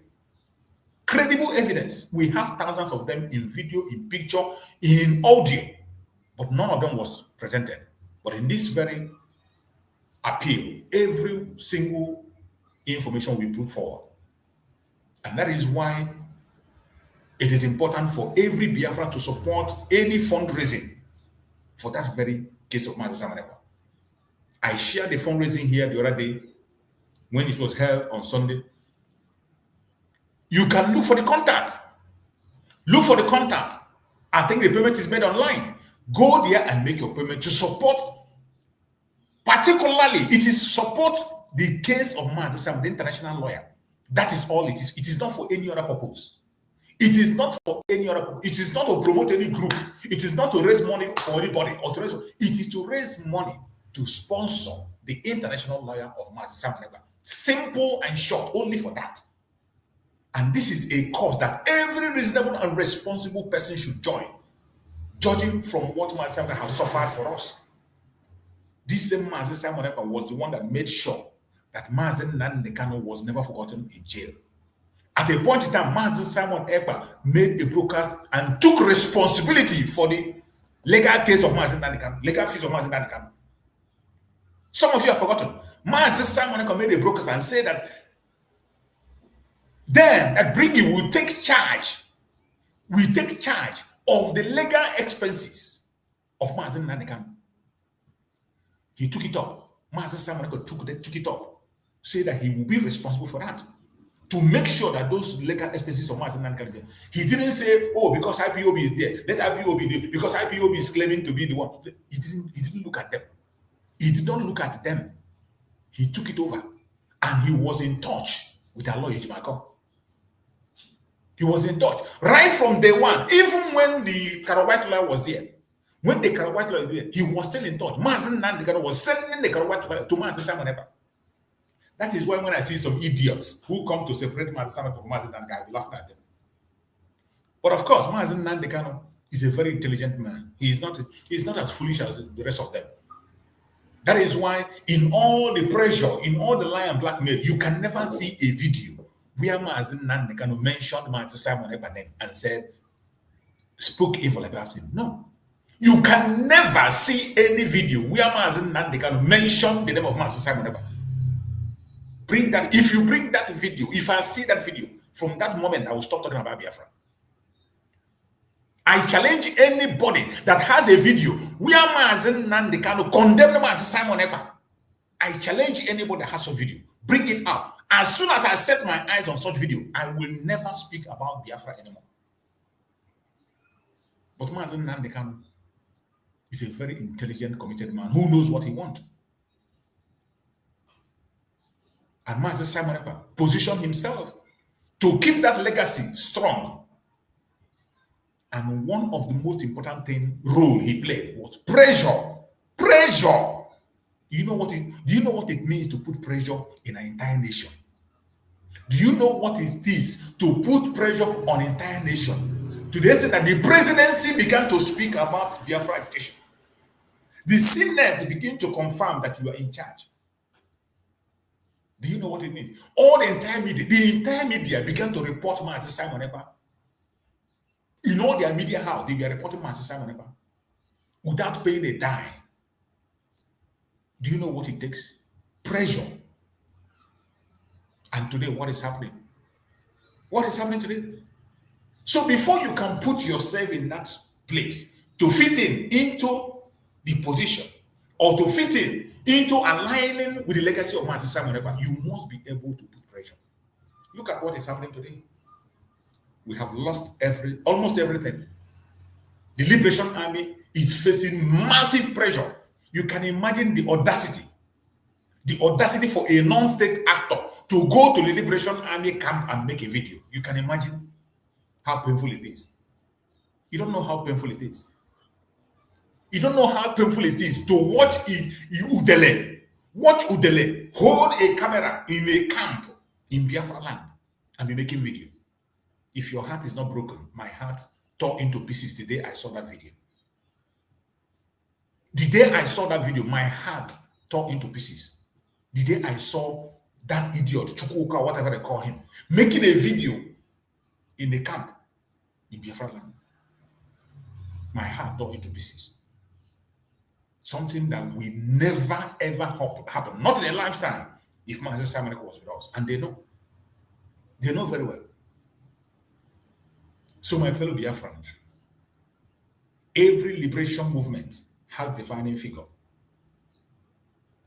Mazen Nnamdi Kanu became a global voice for Biafra through advocacy. International awareness, his approach emphasized legal processes, referendum, and global engagement. Our Prime Minister, Simon Ekpa Njoko, represents another voice within the agitation, emphasizing, mobilization and sustained pressure. Now, I want you to listen carefully. Movements are not built on personality alone. Did you hear me? Movements are not built on personality alone. They are built on principles. If we reduce the struggle to individuals, we weaken the structure. That is why I always say in my platform, we should stop building strong men and strong women. Focus on the cause. Focus on our project, Biafra. But today, people are focusing, people will come. If you are talking about Biafra and you are not mentioning the person they like, they attack you. If you are talking about Biafra, you are not calling their group where they belong, they attack you. Either they call you a saboteur or they say you betray. But that doesn't move, or that doesn't really, for me personally, I don't see it as reasonable or responsibility to respond to, because calling somebody a saboteur in this struggle has become an honor. It has become an honor. Sabotage have lost meaning. Saboteur have lost meaning for so many of them, so many of us in this very struggle, because people use those languages anywhere they like, anyhow, just to satisfy their selfish interests. If we reduce the struggle to individual, we weaken the structure. If we build around discipline, shared purpose, we strengthen the foundation, and that is what we are supposed to do. The only way we can build a strong foundation is by building on discipline, shared purpose, unity of purpose, no matter your opinion, no matter your group. There is no law that says we must have the same opinion. There's no law that says that we must be in the same group, but the purpose must be one. When we have this unity of purpose, we strengthen the foundation. The foundation will be as solid as rock until we move us. And that should be the concern of every one of us. Leadership matters, but unity of direction matters more. Leadership matters, but unity of direction matters more. This is a word for thought that every one of us should be thinking about. The real question is not who is louder. The real question is, are we aligned in purpose? That is the real question. Because the people out there who we want to hear us, recognize us, the people who want who we want to win their sympathy, they are watching us. The people that we want to win our sympathy are watching us. The real question is not who is louder, who has the largest media, who is shouting louder, who is spending all the hours. Anytime you come online, you will see them shouting and talking and making noise. That is not the real question. The real question is, are we aligned in purpose? I can bet you there is no other group in the world that have the number of media that Biafra agitation has. There is no other group in the world that have the number of media warriors that Biafra agitation has. But the question is, are we aligned in purpose? Many of us that are in this social media, they spend hours online talking trash. Either they are abusing one another or they are analyzing a fellow broadcaster information that has nothing to do with you, just to make themselves look better when they know that they know nothing. The people that are trying to look better know nothing about the agitation. Sometimes when I look at it, when I see some of them, I laugh, because even what they are defending, they do not know. So many of us in the media don't even know what we are defending.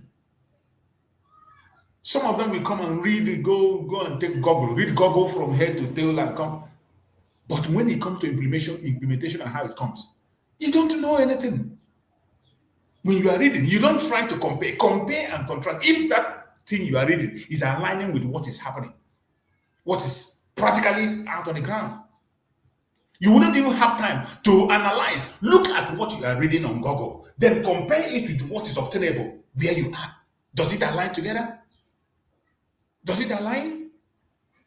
We don't ask those reasonable questions.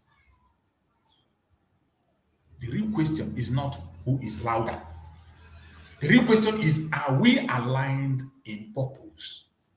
The only purpose for which every one of us today appear as a Biafran agitator is for self-determination. You see so many platforms.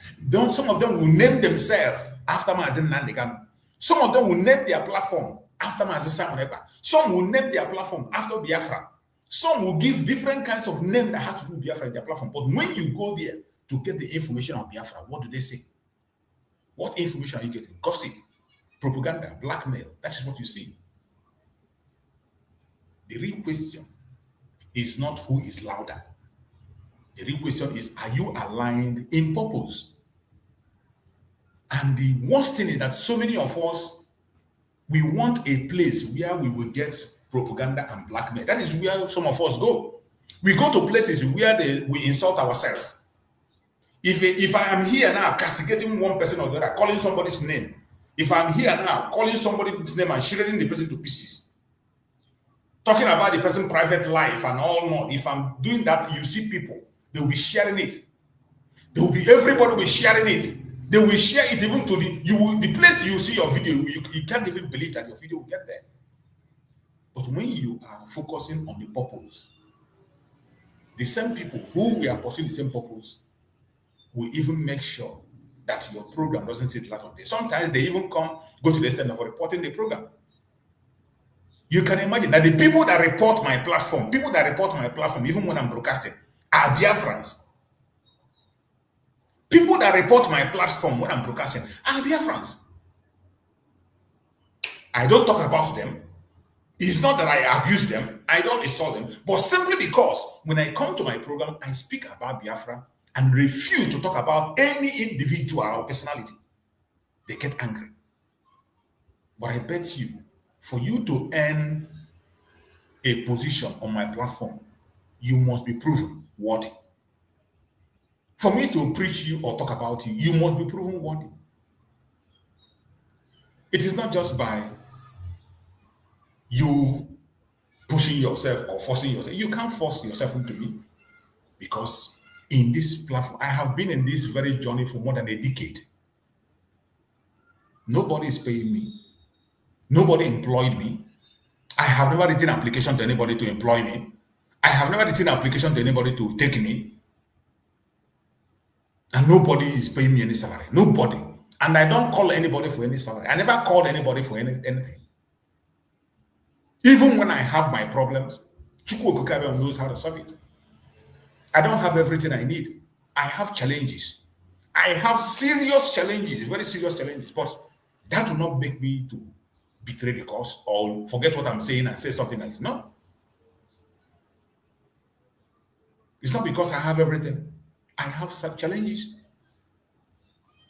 I don't sell my conscience because of that. Neither will I betray the cause because of that. I don't. All I know is that once I see something that is credible, sound, truthful, I will jump into it and I will promote it. Let me speak plainly. No liberation movement succeeds without discipline. No liberation movement succeeds without discipline. Discipline in communication, very important. Discipline in communication. Discipline in strategy. Discipline in internal disagreement. There is bound to be disagreement. That one is for sure. We cannot always, if you are thinking that you have a place where everybody will be speaking on the same topic, it will not happen. There is bound to be disagreement, but there has to be discipline in internal disagreement. Even in our disagreements, we have to apply caution and discipline. Because whatever we say, our enemies are listening. Whatever we say, sometimes we provide weapons for our enemies. Sometimes we provide instruments for our enemies against ourselves. Because they are watching us. You think it's only Biafrans that are watching this platform? As I'm doing this program, you think it's only Biafrans that are watching? There are people that don't believe in what we are doing, but they watch. There are people from other parts of the world. The lobbyists that are going around the world lobbying, they listen to us to know what they are going to use to speak where they get to. They have agents everywhere. So we must maintain discipline in communication, discipline in strategy, discipline in internal disagreement, discipline in action taken in the name of the struggle. Anything you do in the name of Biafran struggle, it must be disciplined. Mazen Nnamdi sounded this warning several times. That is why he said, anything, any lie or propaganda you lie in the name of getting Biafra will not succeed. It will not give us Biafra. Lie and propaganda cannot bring Biafra. Deceit, lie, propaganda, blackmail, it will not bring Biafra. If you think that will give you freedom, it will not. It will not. That is why anything you do in the name of Biafra must be disciplined. Discipline in action taken in the name of this struggle. Apply it at any time. Very important.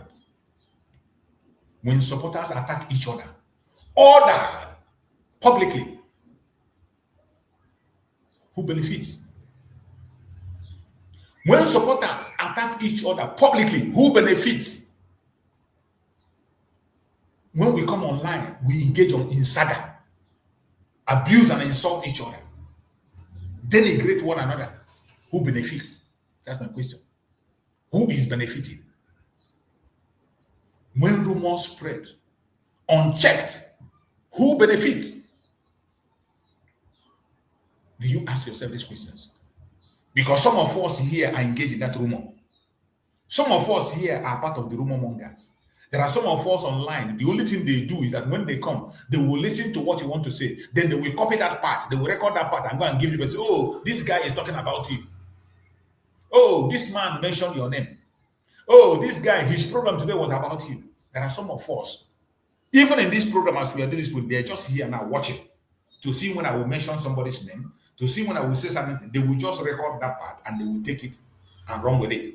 And then the idiots that doesn't have any substance to offer, we now take it from them and begin to do their program. Because unless they see something to talk about somebody, they don't have a topic to discuss. You can imagine somebody, you write a title, your title of your message will be about me or about your fellow Biafran. You write the title of the message you have to preach. You go there, you put the name of your brother or sister, and people will go and watch you.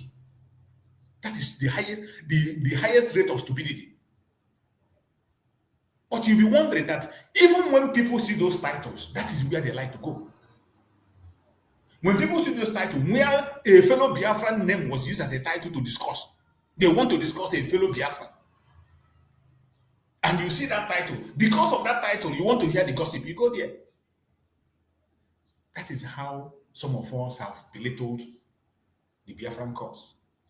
We have belittled it so much that people no longer have, I don't know how to explain it, but that is a shame. That is a shame. Sometimes I'll be wondering, is this still the Biafrans we know that are intelligent and smart?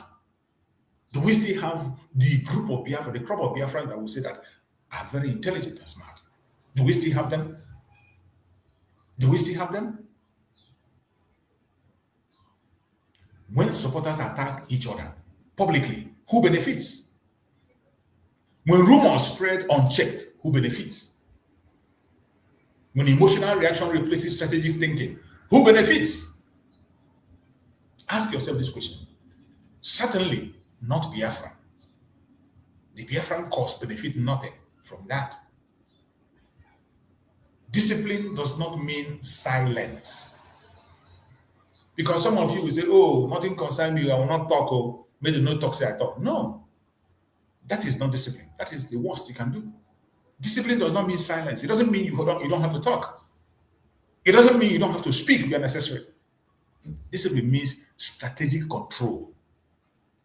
Take control of your thoughts. Take control of your mind. Take control of your speech. That is discipline. Know when to respond and when not to respond. There are so many things people respond to today that is irrelevant.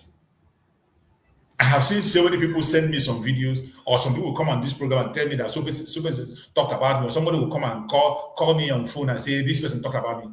I see those as irrelevant, and I don't respond to that. I don't have time for gossip, unnecessary propaganda and gossip that doesn't make sense. And some of those people who are talking, I might not see them face to face until the world comes to an end. Some people that are speaking and talking. So why would I be fighting on something that I know is not obtainable? What they are saying is not going to take anything away from me. It's not going to take anything away from me.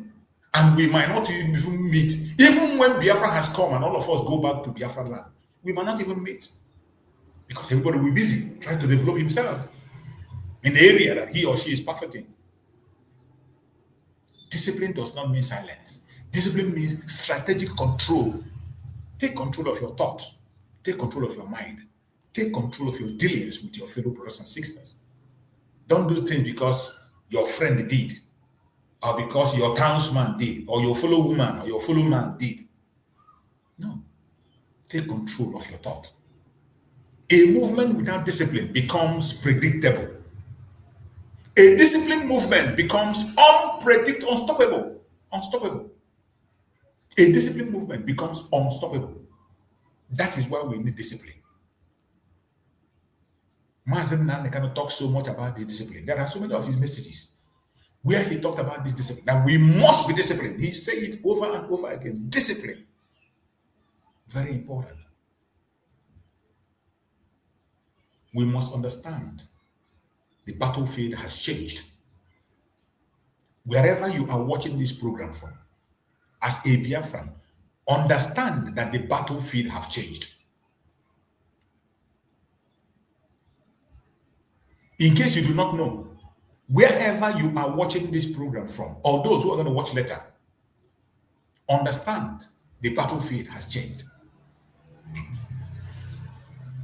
The modern battlefield is digital. Maybe you don't know. The modern day battlefield is digital. The modern weapon is information. Information is the modern greatest weapon you can have. Information. The government of Nigeria does not only operate through security institutions, it operates through narrative control. Narrative control. And that is the area we are supposed to be focusing on. Every one of us that has platform that is speaking on daily basis. Not saga, not attacking your brother. We have to focus on narrative control because Nigerian government has invested so much on that.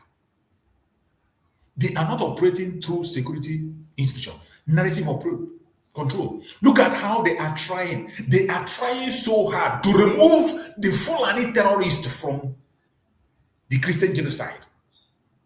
They are trying everything humanly possible to remove the Fulani terrorists from Christian genocide.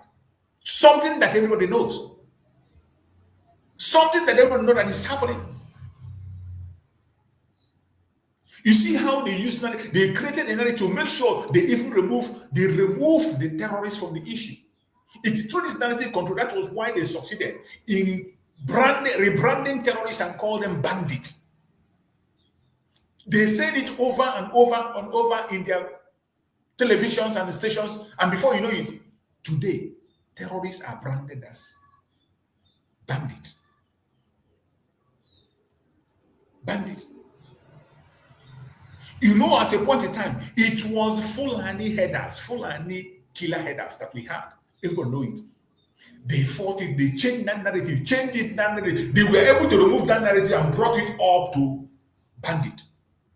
At every point in time, they always try to remove that name, Fulani. And you and I know that every terrorist group we have in Nigeria, their foot soldiers are Fulanis. It is not a propaganda. It is not an attack. It is not hate. It is a truth that you cannot hear from the conventional media. That the foot soldiers of the terrorists in Nigeria are produced by the Fulanis. Is it ISWAP? Is it ISIS? Is it Boko Haram? Is it Lakarua? Anyone you mention, go and check. Go and check. 99% of their foot soldiers are Fulanis. And when you talk about Fulani terrorists, they don't want you to say that. They will ask you, why are you saying it? They will call it ethnic profiling. It is not ethnic profiling. That has nothing to do with ethnic profiling. It is a truth that is bitter, but we must say it. And you see the amount of money that Nigeria is investing to twist that truth. Just like when investigation of the Christian genocide was done in Nigeria, and Nigeria paid $9 million to change the narrative. $9 million to change a fact that the people you want to give the $9 million were on the ground to investigate, and they saw. The victims are there in the United States testifying. The victims are there testifying, but yet they are fighting so hard till tomorrow. The same narrative they created during the time of NSAS, where they opened fire on innocent citizens and many lost their life. Up to this minute, Nigerian government refused to admit that the military shot the innocent young people, men and women, in NSAS. Narrative. The government of Nigeria does not only operate through security institutions, they operate through narrative control. And in that narrative control, they are using their media.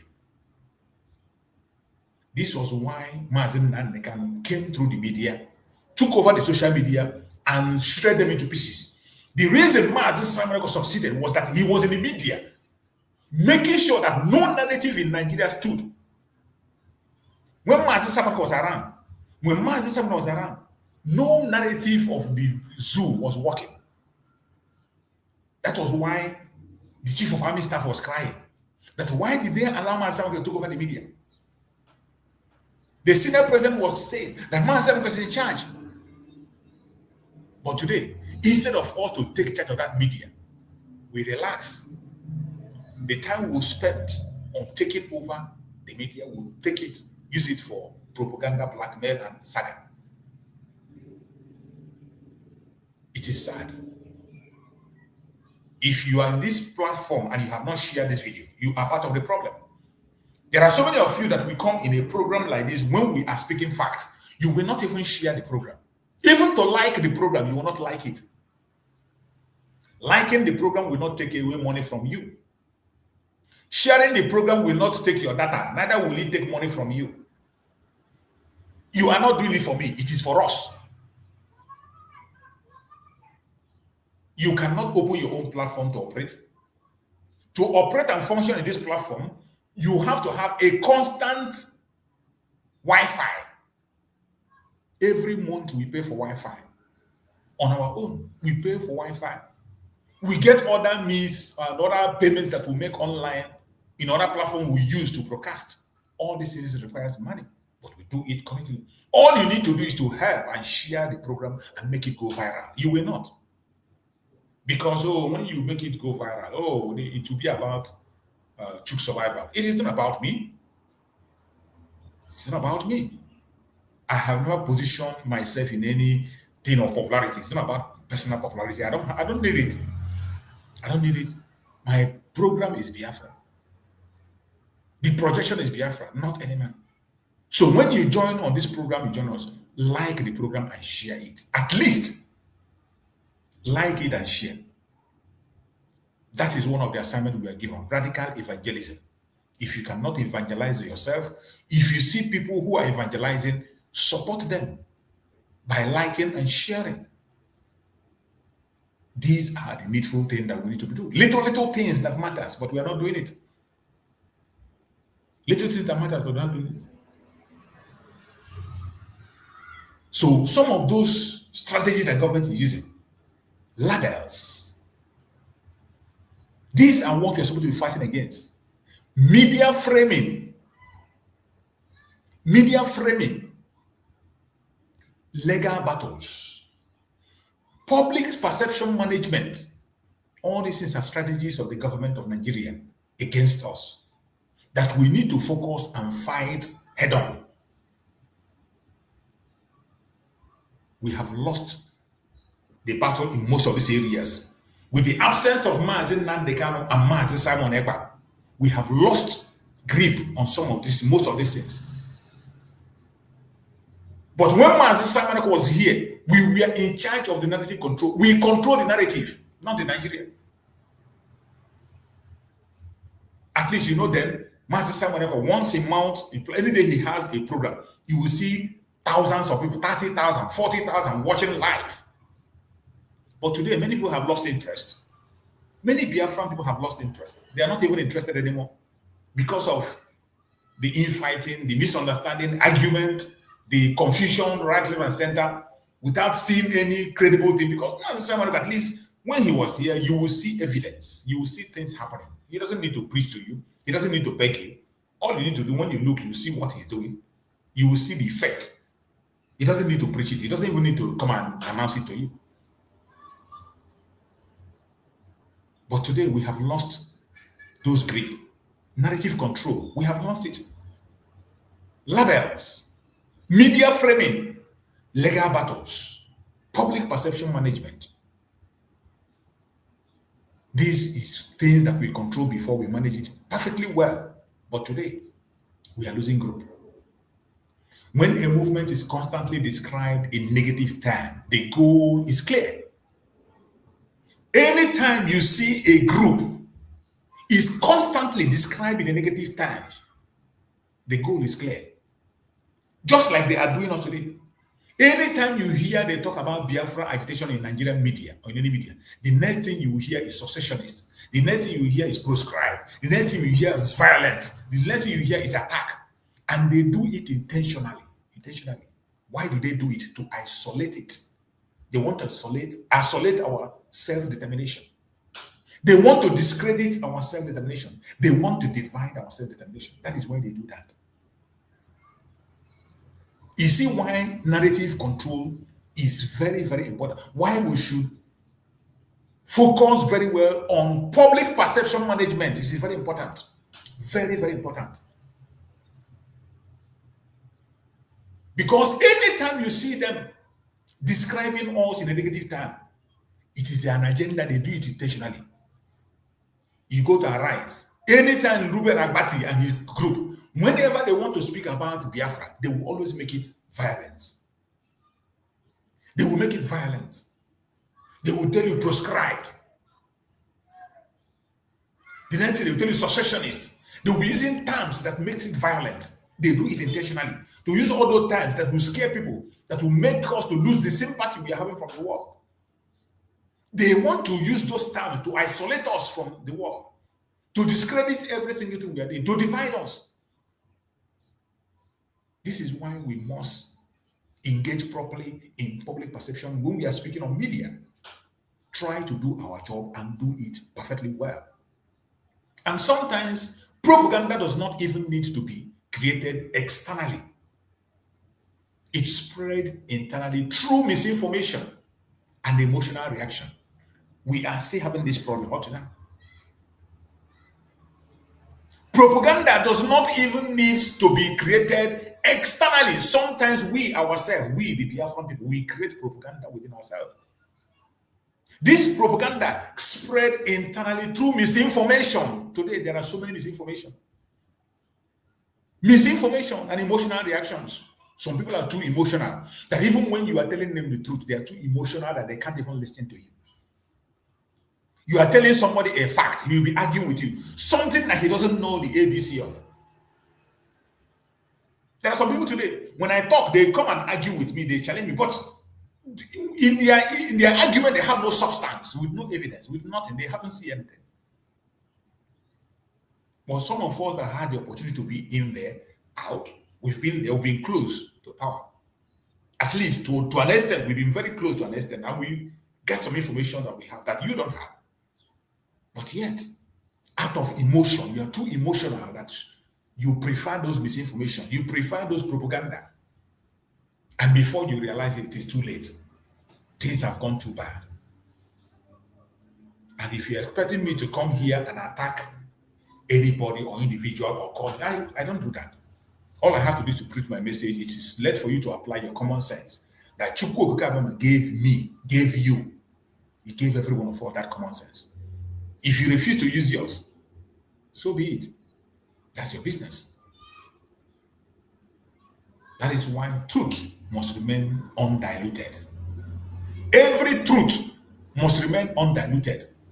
Don't try to dilute it to make it sound good, to favor you and your group. Don't try to dilute to make you look good and make you look perfect. Don't try to dilute to make Biafrans love you or to make Biafrans respond. No. Tell the truth the way it is. Don't say it to frighten anybody or to create fear. No. Truth must remain undiluted in this journey. If the truth is on your side, you do not need exaggeration. If truth is on your side, you don't need to exaggerate it again. Why do you have to exaggerate when the truth is on your side? There is no need for you to exaggerate when the truth is already on your side. You don't need to exaggerate. Just say it the way it is. Don't say it the way it is. Once the truth is on your side, say it the way it is. Don't add any salt in it. Don't add any salt. Just say it the way it is. At the end of the day, we vindicate you. It is just a question of time. All this is we are hitting our head. Who is right and who is wrong? All this, just a small time patience, small little patience, and you will see everything clear. Truth must remain undiluted. If the truth is on your side, you do not need exaggeration. You don't exaggerate it again. If your cause is just, you do not need distortion. If what you are pursuing is the right cause, if you are pursuing a just cause, you don't need to distort it. Don't distort it. Just keep it the way it is.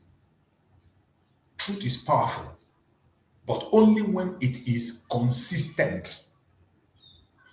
Not today you say something, the next day you are saying a different thing. This month you say a different thing. Next month you are saying a different thing. In this minute you are saying a different thing. The next minute you are saying something else. No. Truth is powerful, but only when it is consistent. Continue to speak the truth, no matter whose heart is God, no matter who is concerned. Just say it. Leave it there and walk away. The truth will fight for itself. You don't even need to put any fight. You don't need to put any fight. Just speak the truth and let it be. The truth will sustain itself. The only thing that needs to be sustained is a lie. Because when you tell one lie, you need 1,000 lies to support that one lie. And that is where the trouble comes. Because each time you tell a lie, you be prepared to produce 1,000 lies to back up that one lie. Because any day you are called up, you must have to think on what to say and how to say it. But when you are in the truth, even when you're woken up in your sleep, you will repeat what you said yesterday. You don't need to think twice. You don't need anything to back it up. You just say it the way it is. Even if you're sleeping and somebody wake you up, the same question, the same answer. But when you tell a lie, it doesn't matter for what reason you tell that lie. No matter what made you to tell that lie, be prepared to bring 1,000 lies to back it up. My fellow Biafrans, wherever you are, we must begin to think strategically. Now let us zoom out. We are living in a time of global instability. This time, we are in a time of global instability. You can see it clear. It is no longer a wishful thinking, or maybe not. It is happening. Global instability. Today we are seeing wars, economic tensions, shifting alliances, rising nationalism, economic realignment. When global power are distracted, regional movements often gain strategic space. Did you hear that? When global powers are distracted, regional movements often gain strategic space. You see why we must pay attention to fix ourselves where we are supposed to be. What is happening across the world today has a lot to do with us. We must pay attention and position ourselves properly. When the world is constructing political question, long ignored, when the world is constructing political questions, long ignored, can resurface again. Yes, it can resurface. What we are seeing today is that the world is restructuring. What we are watching today is that the world, the entire world is restructuring. And at the time that the world is restructuring, political questions, long ignored, like the freedom of the Biafran people, is going to surface on the front line. I want you to mark this word. It is going to happen. That is why it is important for us to position ourselves properly. The entire world is restructuring as we speak. Under the New World Order, led by the United States of America, under Donald J. Trump, the world is restructuring. United Nations is gone. New World Order is coming in. New alignments are coming in. New structures are being put in place. In that new structure, it is going to get everywhere. Even in Nigeria, there will be a new structure. How prepared are you as a Biafra? Everything that is happening has all to do with. Don't say, okay, you are in Africa, far here in Africa. It concerns you. You are part of the world. The restructuring of the world will affect us. More especially us, because we have a long ignored question. The question of the self-determination of Biafran people have been more than 50 years. A long-standing question. At this time of the restructuring of the world, that question is going to be in the front line. It is going to resurface. They can't hide it. They can't shy away from it anymore. And it is important we position ourselves properly. Now, not tomorrow. But here is the danger. There is also danger. Here is the danger. Global crisis can either create opportunity or expose weakness. Did you hear me clear? Global crisis can either create opportunity for us or expose our weakness. This is why I cry for Mazi Simon Ekpa absence. I cry so much for the absence of Mazi Simon Ekpa, because if Mazi Simon Ekpa was with us at this time that the global restructuring is happening, it would have been a wonderful opportunity, because the calculation of our Prime Minister Mazi Simon was very, very right. He calculated very well. He was one of the first politicians that recognized Donald J. Trump. He was the first politician that endorsed Donald J. Trump before he won his election. Our Prime Minister was the first to endorse him. And his calculations were right. And we all know that he was positioning himself to tap into that opportunity. That is why when I remember Master Simon Ekpa, I cry, I shed tears. Because I know how far we have gone by now. I know by now the discussion of Biafra and Nigeria would have been on the table. I knew that by now, this talk of Christian genocide would have been Biafra and Nigerian genocide on the table. That would have been the topic, not Christian genocide. If Mazi Simon was to be around, the thing that will be on the table today as we speak will be Biafra, Nigeria genocide on the table to discuss on round table how to stop. How to settle between Biafra and Nigeria should have been what is on the table today. But who knows? Chukwu Okike knows the best. Today, here are we, and we are watching, hoping that only Chukwokika and his grace will do what he has to do. All hope is not lost. That is when I remember the messages of Mazi Nnamdi where he said that Biafra will come in such a way that no man will take glory. When I remember those words, I praise Chukwokika that something is about to happen.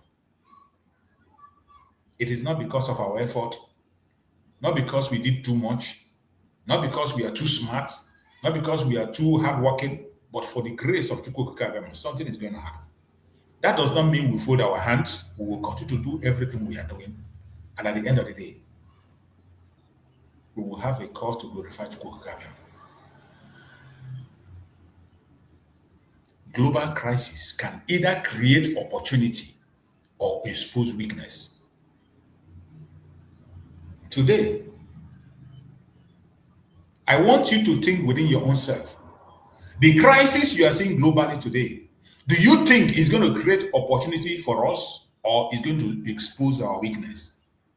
When you look at what is happening in the Biafran restoration journey today, when you look critically in Biafran restoration, Biafran self-determination pursuit, and the different kinds of different groups and what they are saying and how they're going about it, do you think that global crisis today will create opportunity for us or will expose how weak we are?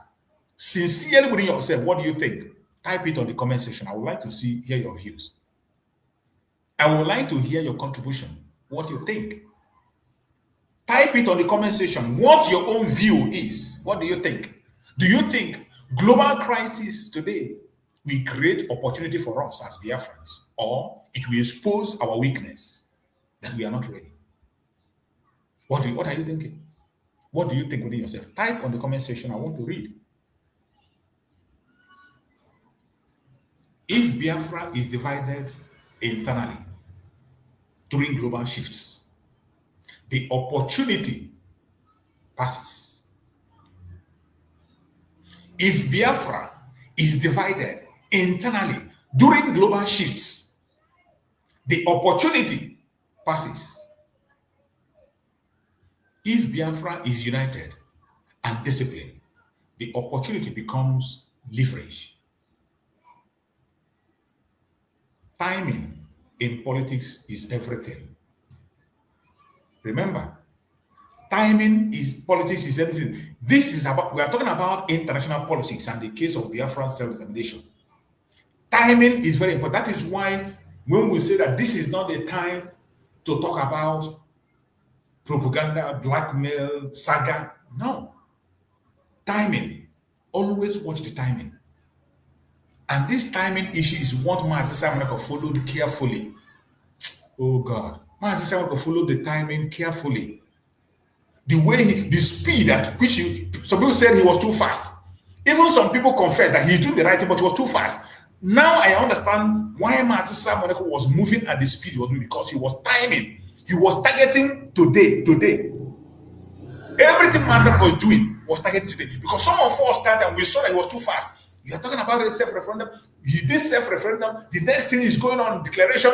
The next thing, this one. Everything we are so created the Liberation Army, enforcing the Liberation Army, taking over the land, going on to self-referendum, declaration of Biafra.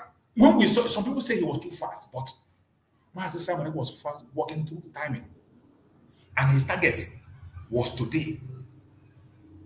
Some of us didn't know, but today we have now realized why he was doing what he was doing, why he was moving on that pace. You know, he's a politician. You know, our prime minister is a practicing politician. So he understands the timing very well. And he worked tirelessly to get there. But as Chukwokika might have it, maybe Chukwokika didn't want to go that way. And he went the way Chukwokika planned it. And we have no regret. Even though it is painful. Even though it's painful remembering it. But yet, we don't lose our faith.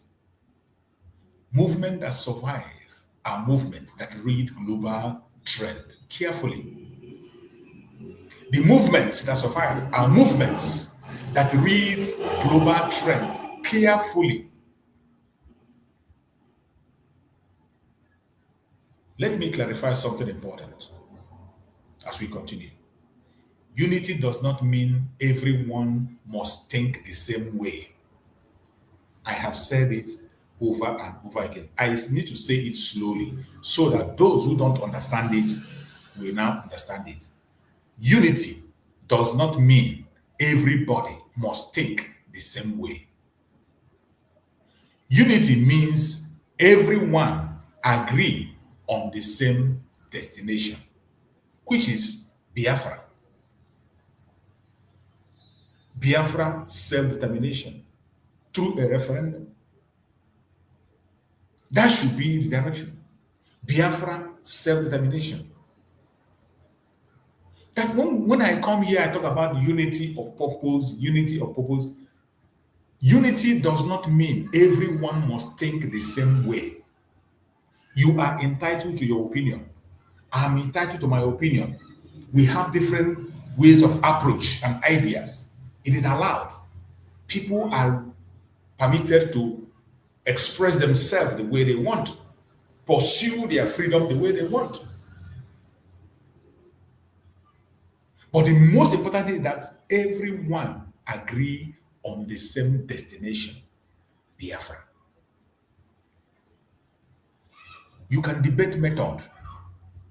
Yes, we can debate methods. We can debate tactics. But the objective must remain clear. Every other thing can be debated, but the objective, which is the freedom of the Biafran people, must remain clear and one. Self-determination. Self-determination in all platforms, in all group, in all section, no matter who leads you and who doesn't lead you. No matter who leads you and who you lead. The objective must remain clear. Freedom. If the objective is peaceful, self-determination, then every strategy must be evaluated by one question. Does this bring us closer to referendum and international recognition or further away? If it brings us closer, refine it. If it pushes us backward, rethink it. Unity of purpose is about maturity. Did you hear me? Unity of purpose that I preach, that I talk about, is about maturity. One of the greatest threats to any movement is not external pressure. It is internal fragmentation. The greatest threat, one of the greatest threats to any movement on the planet Earth is not external pressure. To us, not just what Nigeria and the British are doing. It is also internal fragmentation. Whispers, suspicions, public rivalry, unverified accusations. These are the greatest threats that we are having in this agitation today. One of the greatest threats we are having today that we have to pay attention to is internal fragmentation. That internal fragmentation, I break it down more to you for you to get it clear. The greatest threats, some of the threats that we are getting, greatest threat that we have today. Get it clear. Whispers. Some of us are very good in whispering. Whispering. Then might organize and form click, every angle, click. People are click everywhere. WhatsApp group everywhere, discussing absolute nonsense that doesn't have anything to do with the struggle. Gossip, whispers everywhere, whispering everywhere, whispering, murmuring. The next one is suspicion. Everybody is suspecting everybody. Everybody is suspecting everybody. I'm not saying that you have to trust everybody 100%, but at least You must learn to give your brother some percentage of trust. You must learn to give your sister some percentage of trust. It is a must. Not suspecting everything. Every suspicion is so much. Suspicion is so much. Public rivalry. That one is the order of the day. Our rivalry is always in the public. Public rivalry here and there, right, left, and center. And the worst one is unverified accusations. Unverified accusation. Some people just come, they hear something, they run with it. When they hear the whisper, they run with it, they go and make a program with it, even when it is not verified. Once they hear those whisper, they suspect. The next thing, they run into their media. They begin to spill unverified accusation against their brother, against their sister. Unverified. When I say unverified. Some people, you see them on media. You think they know what they're saying. You think they know. They don't even know. They're not even sure what they say. That is why they say something today. Tomorrow when they come, they say they didn't say it again, or they come to apologize. So some of them that have courage will come and apologize. Some of them will not apologize. Some will never apologize. They continue to hold on to their unverified accusations. These are things that are problems that are facing us. When internal distrust dominates external pressure, does not need to work hard. Did you hear that? When internal distrust dominates, when there is so much internal distrust, external pressure does not need to work hard, just like you see Nigeria today. Today, Nigeria is not even working hard against us. The people that are working hard against us today are our fellow Biafrans. Our fellow Biafrans are the ones doing the whole work. You see the people that are attacking our liberation army, is it not the Biafrans? You see them in their video, all of them are Biafran people. They gave them armor tank, gave them everything. They are the ones in the front line fighting the battle. Fellow Biafrans, Igbo Biafrans. They are the ones today in the front line, chasing our brothers that are defending their land here and there, calling them names. After one of our sisters has been able to make the case of Biafra, make the Israel parliament begin to speak about the issue of Biafra. The people that are attacking it today, are they not Biafran?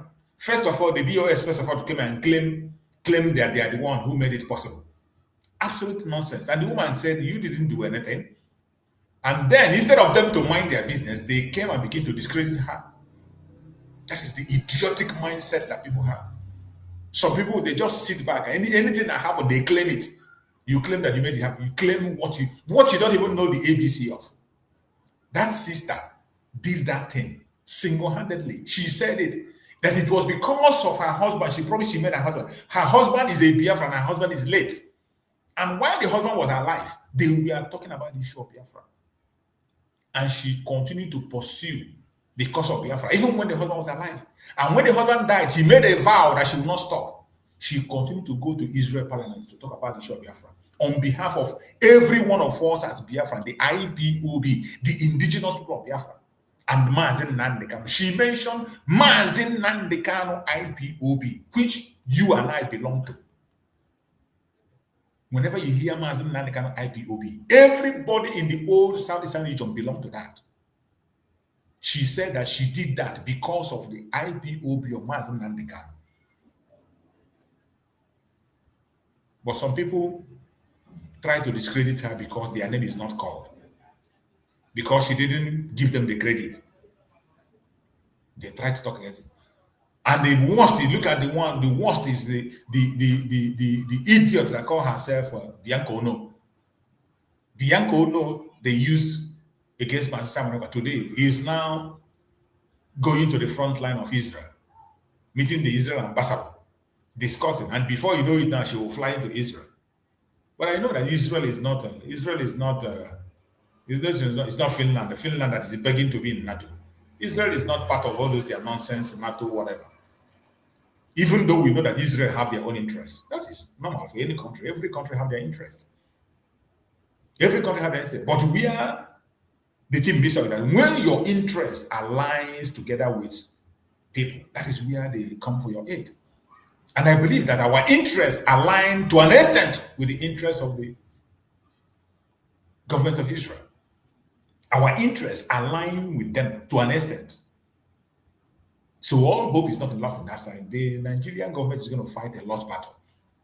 You see, they're already using Bianca to go and pose with a picture because they saw that issue of Biafra is discussed in the Israel parliament. They now want to push that one that claimed to be the wife of our eternal leader, Dim Odumegojukwu, a political wife that they used to deceive our eternal leader, to disgrace him in politics, that doesn't know anything about Biafran struggle. That is the one they push. They use her for someone and they think they can use her again. It's not going to work. It's not going to work. Not just because of anything, but because Chukwu Okike has made it at an appointed time. Mazen Nnamdi, kind of one of his programs, said that even he preferred that this coming of Biafra should be very difficult. Let it be very difficult so that when it comes, we will value it. And that is what I'm seeing. Because when you look at what is happening with ordinary eyes, the only thing you'll be seeing is impossibility. The only thing you'll be seeing is this thing is not possible, though. But I bet you, as Chukwu Okike lives, it is going to be possible. And before you know it, it is going to happen.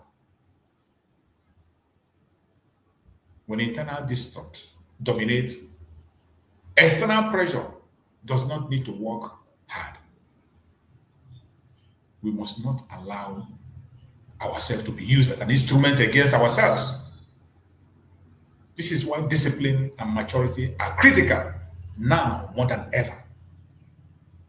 The world is watching, and history records everything. History records everything. Now the pathway forward. What must we do? What must we do at this time that we find ourselves? What must we do?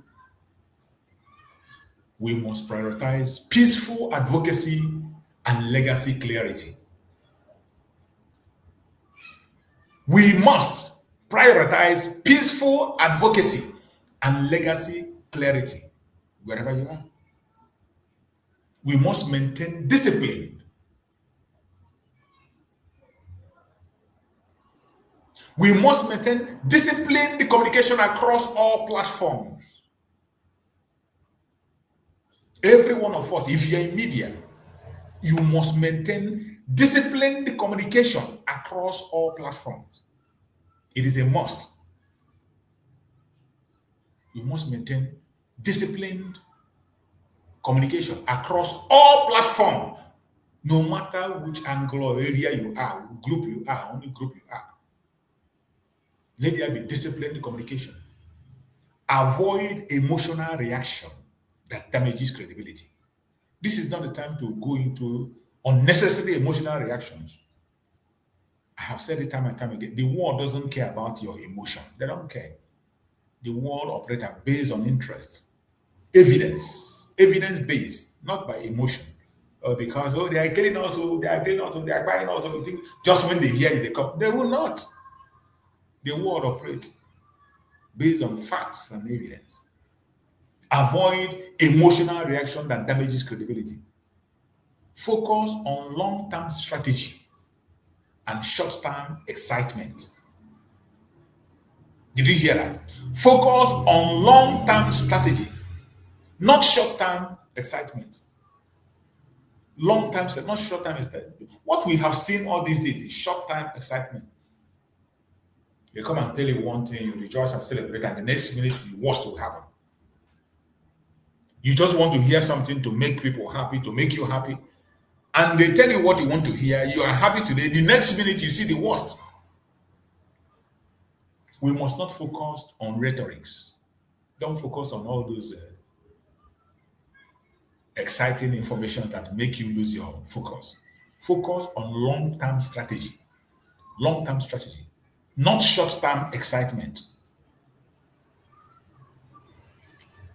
keep the conversation centered on rights, law, and democratic principles.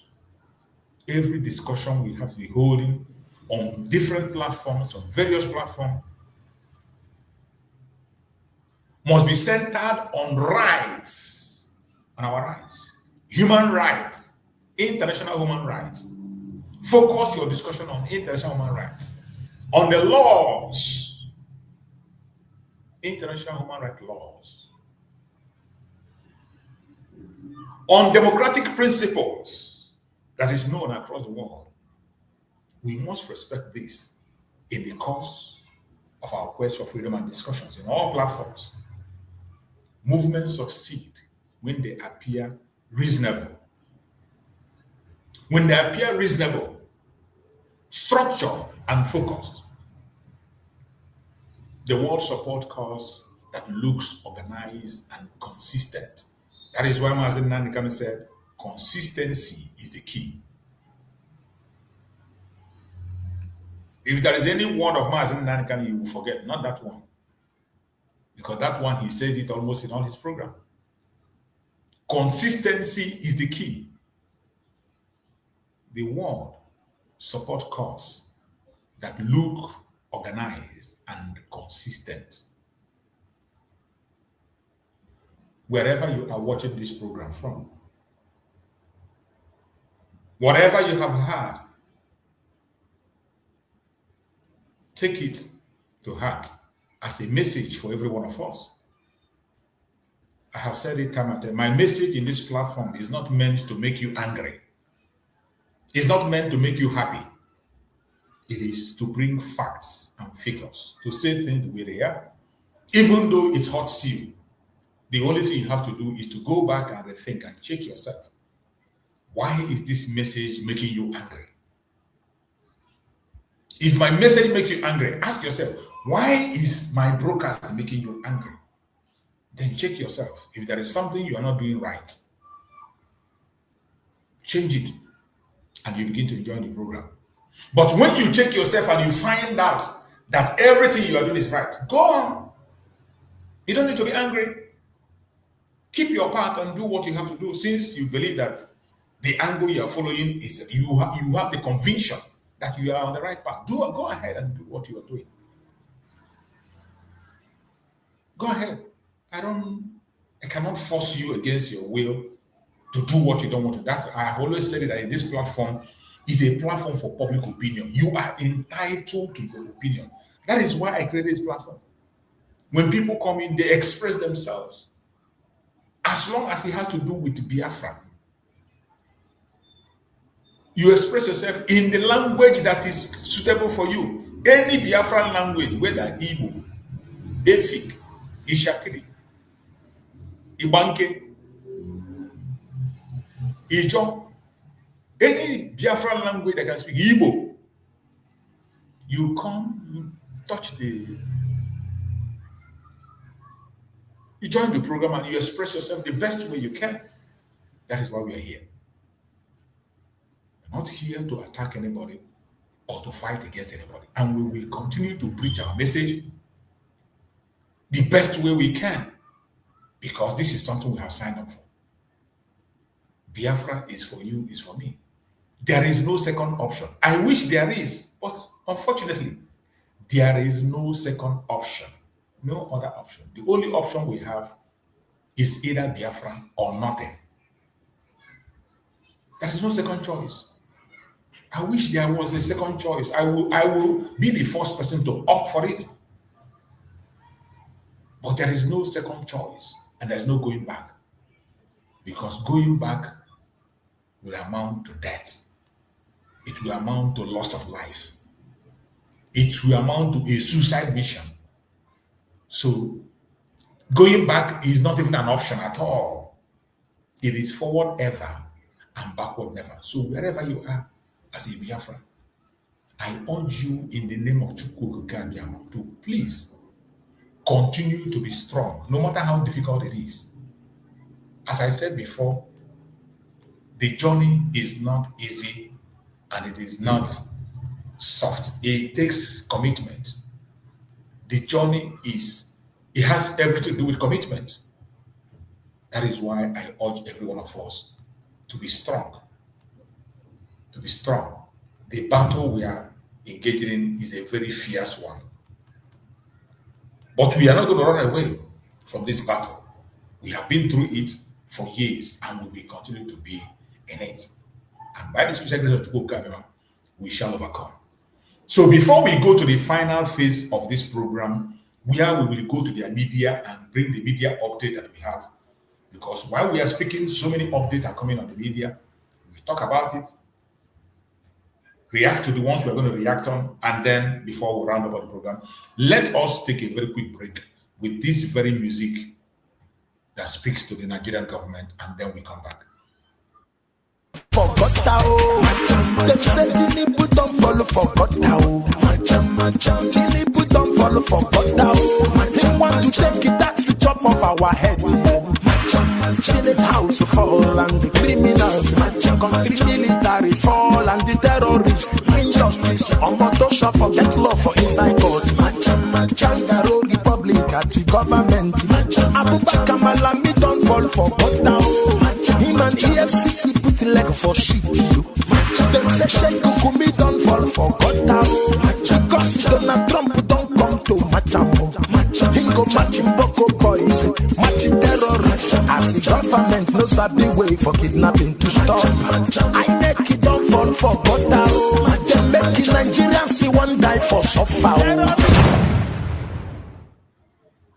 Welcome back. Thank you so much for being with us on this program today. I appreciate everyone that have been patient for us. All this while we have taken it for so many hours speaking here, and you have been patient to be with us up to this time. I appreciate you so much. Everyone that has been on this program. I can see my sister Chidimma, thank you so much.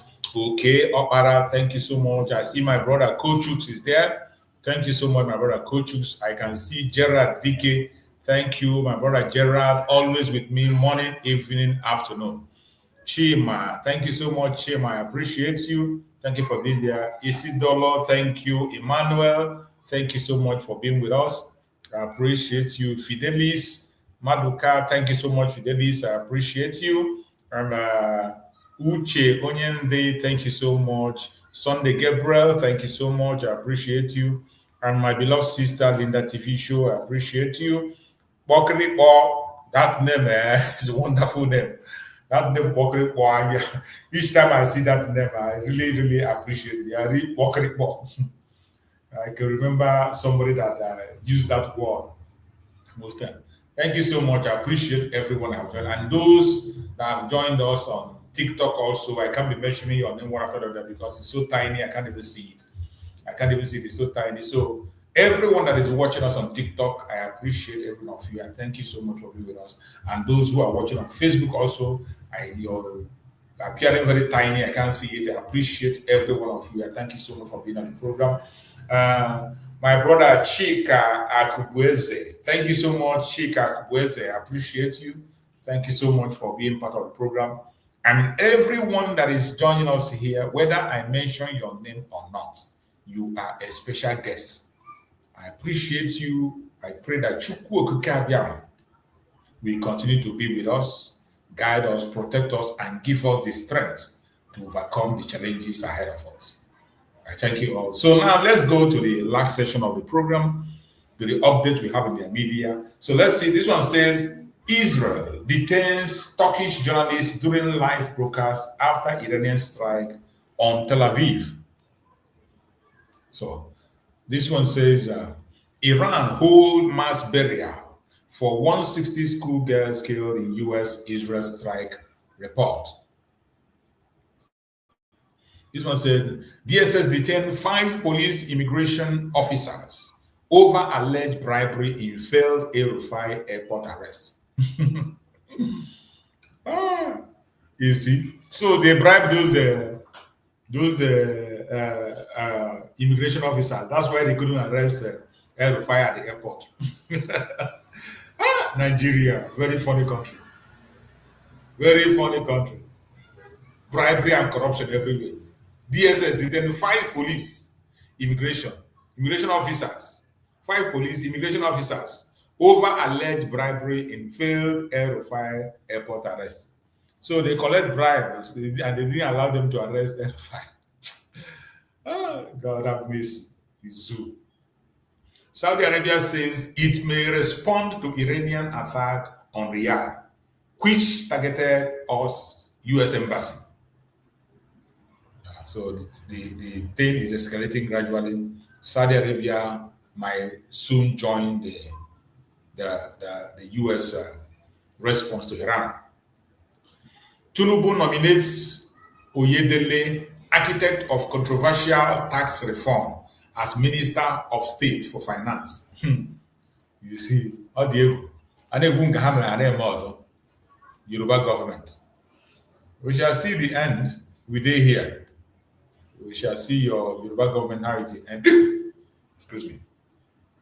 FIDIRT officers disputes police CRU report indicting him over torture. Frame up of Enugu businessman. That is what they are known for. Framing up people. They do it often. It's not the first time. Shared continued protest in Yobe over killing of Iranian leader Khamenei. See how? And so it will be. Nigeria will take over. I have said it before that every Biafran that is living in the north should be very careful. If possible, it is better to leave the north. We have talked about leaving the north for a long time, but some of you remain adamant. So if you are still in the north by now, you must prepare for what is coming. You know how they do their things. Whenever something happens, they will take out their anger on the Biafran people. So the shared are still protesting in Yobe State over the killing of Iranian leader Khamenei. They are still protesting. So you know what is coming. You must be security conscious if you are still living in the northern part of Nigeria and you are a Christian. You must be very careful. Anambra businessman allegedly uses Nigerian army police to brutalize residents in land disputes. That one is often now. That is it. That is it. When they have any land dispute, the Nigerian army and police, there are things you can buy. The highest bidder, they go for the highest bidder. Once you have the money to secure their service, they will beat up anybody who wanted to beat up, snatch anything you wanted to snatch, and kidnap anything you wanted them to kidnap for you. So it is not new. It's for the world to see what the zoo is made up of. Open up the North Sea immediately, Trump tells UK Prime Minister Steamer as Iran conflict sparks energy crisis. Open up the North Sea immediately, Trump tells UK Prime Minister Steamer as Iran conflict sparks energy crisis. More is going to happen. I know it's going to arrive to crisis, but everybody have to brace himself up. If not that you are a woman, I would have shot you. Ebonyi, $119 million recovery consultant alleges abduction, threat by ex-governor Umahi. This Umahi is a tyrant. This guy is a tyrant, an idiot. He's an idiot who come and say that Ebonyi is not Biafra, so that they will allow him to be the Lord. And that is how you know them. All these evil men that support different kinds of atrocity, they don't want to see Biafra. For him to be a tyrant, look at the kind of a statement somebody is making. If not that you are a woman, I would have shot you. Ebonyi, $119 million recovery consultant alleges abduction, threat by ex-governor Umahi. Everywhere, people are speaking about this Umahi. Everywhere. Accusation against Umahi, right, left, and center. And you tell me that it's not just an accusation. These are facts and figures, things that are happening. There are facts. And if Nigeria were to be a sane country, this man should be in jail. He has no business being a minister. He has no business being close to anything that has to do with governance. But because Nigeria is not a country, that is why he's still there, parading himself as the Minister of Works, grabbing and stealing land, threatening people right, left, and center, threatening innocent, including women and children. And yet, he's parading himself. What do you expect when the president himself is a drug baron, another tyrant? a tyrannic government that we have ever seen. And this will continue, except Nigeria is dissolved. Even if you do election, the election will still give birth to this kind of tyrants. The only solution is to dissolve the zoological republic, and simple. US warns citizens of imminent missile drones attack in Saudi's Darans. Says do not come to the consulate. US citizens should not come to their consulate in Saudi for security reasons. Widow alleges police complicity in forgery in law fraudulent takeover of late husband company. Forgery is the order of the day. The other day that they arrested that woman illegally, they still forged arrest warrant. Forgery is the thing that the Nigerian government is part of their life. When Master Samak was here, there was a time they forged a letter that the Finland government wrote when Finland did not write. So forgery is part of the zoo. That is why today their certificate does not amount to anything in all part of the world. Any place you tender Nigerian certificate, they will look at it twice. That is why no matter your level of education in Nigeria, when you step out of that country, you have to go and start afresh in the country where you are. They have to retrain you again to ascertain that actually you own the certificate you are parading, because the fraud is everywhere, from the least to the highest. It doesn't have boundary. This one said, soldier detained for viral video calling on governors, politicians to send some to join army, fight terrorists. Imagine. Because the soldier made a video and asked the governors, the politicians, to send their own children on the front line to fight, since they can't be able to give them what they need. They can't even protect them. They sponsor terrorists and they send people's children to go and fight without any weapon. Just recently, about 50 soldiers lost their life. The federal government could not even issue a statement. They pretend it didn't happen. Boko Haram have continued to decimate them, take over their camps. And each time they pretend it's not happening, they don't respond. And when a soldier speaks and complains, you see, you don't have the freedom of speech. They detain him. What crime has he committed? Because he called on them, the governors, politicians, to send their son to join army. So, are you now detaining him that it is a crime for the son of the politicians, governors, to join army? Is that why you're detaining him? Is it wrong to call that the governors and the politicians should allow their children to join the army? Tell me, if your army was to be good, in so many countries of this world, we see people who serve in the army. Even the Queen of England, his children served in the military. They served. Charles and his brothers, they served in the military. So why is it now a crime that a soldier is calling the governors and politicians to put their own children to come and serve in the army and join them to fight terrorists? And they arrested him. That is to show you they know what they are doing. And when we tell you not to join the Nigerian zoological military, and you think it is just a propaganda, or we are wasting, no problem, go and join. If you want, go and join. And your body will tell you now about almost 50 soldiers that lost their life. And even their families, we are not being informed. So many a time when soldiers are killed, they don't inform their families. They don't tell their families. None of them is informed. So if you feel you can go and join, your body will tell you.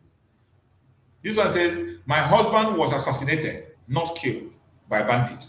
Widow of slain Kajuru local government chairman rejects official narrative. You see? So they assassinated the man and they framed it to be bandit. It is possible. That is what Nigeria is known for. That is why they don't want the insecurity to go away, because even the politicians are using that opportunity to eliminate their opponents. When they eliminate you, they will term it bandit. When they assassinate you, they will say it is bandit. So whatever atrocity that happens, of course, but nobody investigates anything in Nigeria. They can't investigate. So they are using that leverage to commit their crimes right, left, and center. That is one of the reasons we said Nigeria need to be disbanded. Nigeria need to end. And that is why Mazen Nnamdi spoke in the manner he spoke in the video I played earlier on. Maybe I will play some part of that video before we end the program, if I still have it. Maybe I'll still play some part of it. My husband was assassinated, not killed by bandits. Widow of slain Kajuru local government chairman in reject official narrative. The woman cannot just be talking about that. She knows what she's saying. Lagos police defy court order as CP Moshood allegedly reject 10 million compensation for activists for activists awaited 24 orders. That's Nigeria. Iran threatened to strike Middle East economic center if U.S.-Israel attack continues.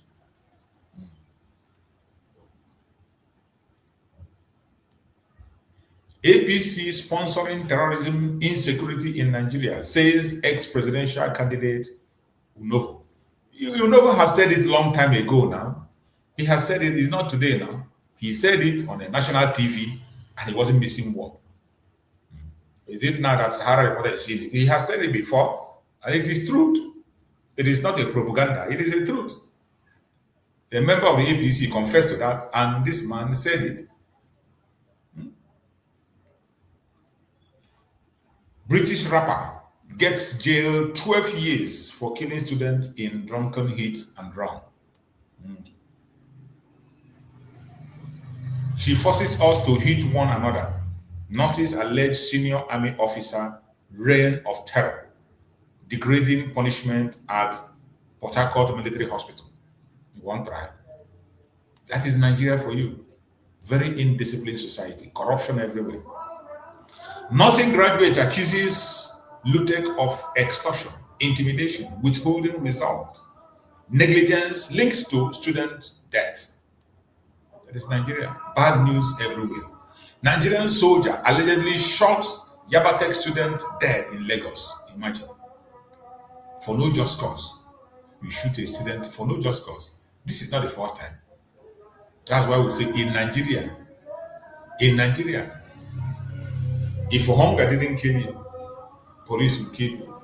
If police didn't kill you, bandits will kill you. If bandits didn't kill you, kidnappers will take you. If kidnappers don't take you, terrorists, Boko Haram will take you. Everything in Nigeria is a trap, a death trap.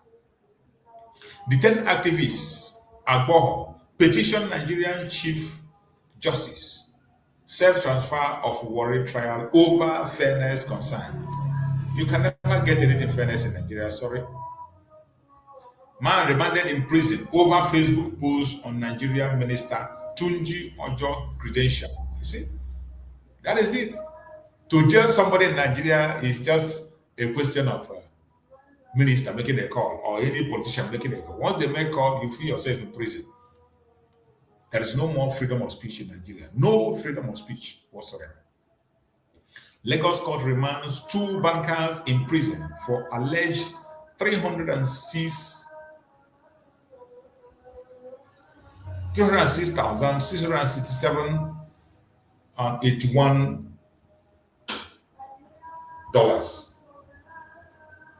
50,250 fraud.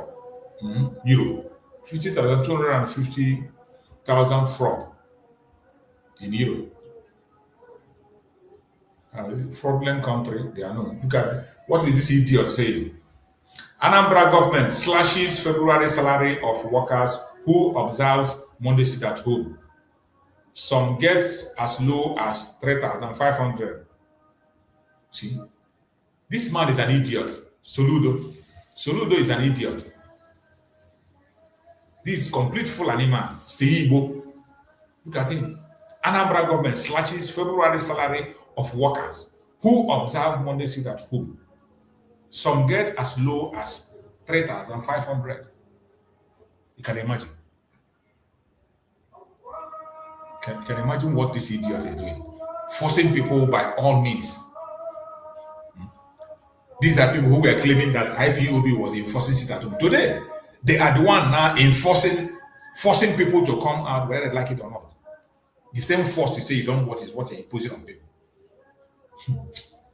Falana condemned Kenya, Nigeria over escalating harassment of activist lawyer, cites Kagoro deportation, Mahmoud prosecution.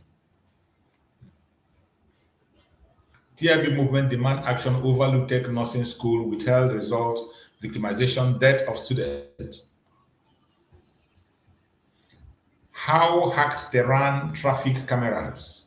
AI intelligence helped US Israel forces kill Iran Supreme Leader Khamenei. That's the power of the US. If you joke with people who is bigger, stronger than you, you learn a bitter lesson. 127.6 million naira Ogun classroom project yet to start months after payment report. They don't chop the money now. France deploy warships, jets to Mediterranean to protect UAE Qatar orders amid rising tension.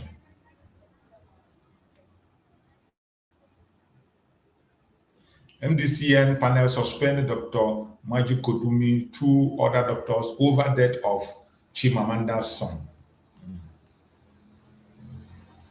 Do you know how many people they have killed? Because this one is Chimamanda now. They want to face it. Iran strikes CIA facility in Saudi Arabia. USA base in Al-Adal in major assault. Court adjourns ex-governor El Rufai's $1 billion suit against ICPC amid failure to serve respondent. Pentagon releases names of 4 U.S. Army officers killed in drone strike amid Iran war. Okay, these are the people that died in that strike. ADC condemned Tinubu government, decries alleged selective justice in Malami El Rufai cases. The trial of Malami. Is it not with the same that Malami was doing when he was there? The evil that men do live with them. Terrorists abduct traveler along Egbe Koro Road between Kogi, Kwara State. You can't get Nigerian news without terrorist issue. Despite the hardship in Nigeria, I will still endorse President Tinubu for second time. Poet Ifowudu. Of course, you endorse them now. Who say you're not going to endorse them? Look at their faces. Faces of evil. Faces of evil. Those behind City Boy movement for Tinubu only concerned about having access to power. Lawyer laments Gestapo-style police arrest of Bayelsa aviation trainee Dokuru in Yenagoa. U.S. Congress members revolt after classified briefing accused Trump of waging illegal Iran war with no exit plan. Armed herdsmen killed 2 security operatives in Enugu community, abduct man's daughter. You cannot finish the news of Nigeria without terrorist attack. Shore tackles new IGP Disu over contrived cybercrime case against Senator Ugwuanyi, the Zoological Republic. Canada condemns US, Israel over Iranian strike, call for rapid de-escalation. You will still understand when it begin to happen. All of them will finally come on board. All these are political statements. How Nigerian police at Tiger Base units forcefully took children from detained mothers. You see? This Tiger Base, information about Tiger Base is uncountable. It's uncountable, but yet they continue to retain it. What is so special about this Tiger Base? People are not asking questions. What is in this Tiger Base that they don't want to shut it down? It is time you begin to ask questions. But Nigeria will never ask questions. It is always business as usual. Life continue. When something happens, they talk about it in 2 days. The next day, they continue. The same thing. NSAS, people died, and the SARS is still operating up to me. All they did was to change their name. That group is still operating today, still taking innocent life. Nigerian student rights Tinubu demand probe of alleged diversion of 59 CNG buses donated by government. Fraud. Netanyahu waited 40 years to find Trump stupid enough to drag America into war with Iran. U.S. Embassy canceled visa appointment in Abuja over fear of possible protests amid Iranian conflict. You see, Nigeria will always be involved. They are already protesting. They are already protesting in so many places in the north. They are already protesting in so many places in the north. They should know that will happen. U.S. Embassy canceled visa appointment in Abuja over fear of possible protests amid Iranian conflict. Of course, they will not be saying that they will protest. Youth block federal highway in Ekpa over continuous kidnapping in Kogi community. Kidnapping that will continue and they will never stop. They will never stop. So watch the Fire God Federal College Amufu in Enugu. This Federal College Amufu, where Fire God, you see. Watch the Fire God Federal College Amufu in Enugu amid 300 million naira corruption scandal allegation. In order to quench the allegation, and they set the place on fire. You imagine. Fire God Federal College, Ehamufu. When they want to, that is their modus operandi now. Master Simon made this exposition that anytime they want to hide information or to hide after stealing, they will set the place on fire. After stealing, they will set on fire. That is the modus operandi of criminals in the Zoological Republic. Fire God Federal College, Ehamufu in Enugu, amid 300 million corruption scandal allegation. They want to divert attention. U.S. Embassy in Nigeria warns citizens to remain indoors over threat of Abuja protests. They will definitely protest in Abuja. They need a term. Nigeria will always join the nonsense. That's why we say these people should be allowed to be on their own. They should be allowed to be on their own so that people can have their peace. 783 million naira meant to build secondary school classroom in Ogun, now traced to College of Fisheries. Nigeria. Court adjourned alleged terrorism trial of former Attorney General Malami's son to March 10. The hunter has become the hunted. Look at this one. Watch. What? Omahi is owing me 7 million naira. This Omahi is a debtor. This one is a man. The other one is another woman. That is how he's owing people right, left, and center. And he's still there parading himself as one minute. Omahi is supposed to be in jail. He has no business with governance. Look at another person. The same Omahi. The other woman, you want to silence her and put her in prison. Look at another person. Omahi is owing me 7 million naira. I will soon go after him. Man accuses Tinubu minister of failing to pay him hotel contract in Eboyi. See? Owing people. With all the money he's stealing, he will owe and he don't want to pay. That is the worst thing. The most wicked person you can see on this side. Upon all the money he's stealing, he will owe. What is 7 million naira? What is 7 million naira they cannot pay? But out of wickedness, he doesn't want to pay. A tyrant that has no business being in governance. Man accuses Tinubu minister of failing to pay for hotel contract in Eboyi. Mad person. You go deny, you go still say you don't know this one. Only you that accuse. You don't know. Bandit abduct woman, infant, shoot 3 others in fresh midnight attack on Kaduna community. Attack is still happening. The bandits are still operating. The terrorists are still in charge. Iranian conflicts, security briefed up in Abuja over shared planned protest. We don't say they go protest in Abuja. If Abuja no join, who will join? 5 killed in Israeli strike on Iran, Isfahan province. Explosion rock Iraq amid Middle East crisis. So that is that. We will continue to bring updates every day as we come. But you have to know that this international politics time, it has everything to do with us. And we need to be paying attention closely. Don't say it doesn't concern you. My brother, my sister, it concerns you, it concerns me. That is why we must pay attention to what is going on. Do not say it doesn't concern you. It concerns every one of us. And we must continue to pay attention. We must continue to pay attention. Abducted Nigerian man who lost sight in bandit den regains freedom, receive treatment in Sokoto.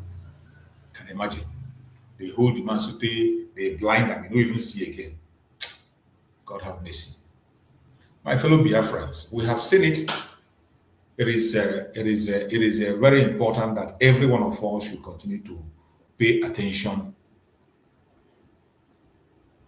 to what is happening. Every one of us should continue to pay attention to what is happening.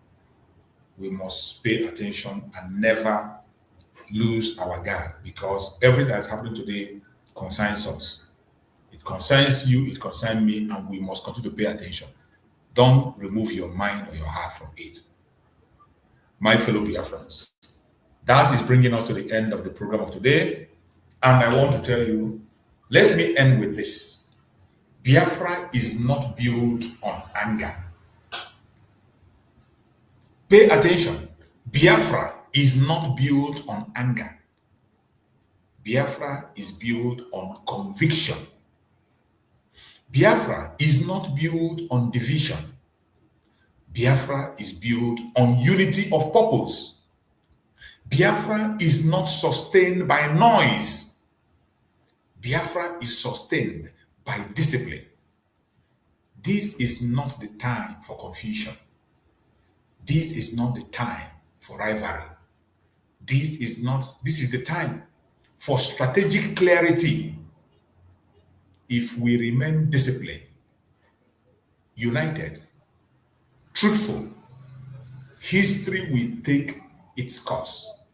Don't ever forget that. I appreciate every one of you that paid attention on this program from the beginning to the end. Please, if you have not liked and shared this program, kindly like and share the program. Make sure that this program gets to everyone that needs to hear it. It is very important. I appreciate everyone that participated in one way or the other. And we are going to come back again later in the day to continue on another section of this program. Try as much as possible to join us. Information is power. Information is power. There is no information that is not important at this point in time. The restructuring of the world is happening, and we must position ourselves properly. May Chukwu Okike Abiama continue to guide and protect every single one of us that has participated on this program today. I thank you so much for being with us to the end of this program. And I pray that Chukwu Okike Abiama will guide and protect every single one of us. I pray for our leaders, our supreme leader, Nnamdi Kanu. I pray that Chukwu Okike Abiama will guide and protect him, secure him, give him long life in the land of living. Continue to give him strong revelations, and let the will of Chukwu Okike Abiama happen in his life and bring him to us as soon as possible. I pray for our Prime Minister, Ekpa, for divine visitation. I pray for good health. Pray for strength. Pray for wisdom. Pray that very soon victory shall be his. Wherever you are watching from, continue to pray for our leaders. Continue to support the cause for their case. Try to make your donation towards the case of Mazi Simon Ekpa very important. International lawyer is important. and it is going to play a major role. So seek for a means to support that immigration lawyer. It is very important. Very, very important. The time is now. We need Mazi Simon Ekpa, Mazi Nnamdi more than ever before. I appreciate every one of you that have participated in one way or the other. And I say, may Chukwu continue to guide and protect all of you, more especially those who are in Biafra land. Thank you so much for being with me. I appreciate you all.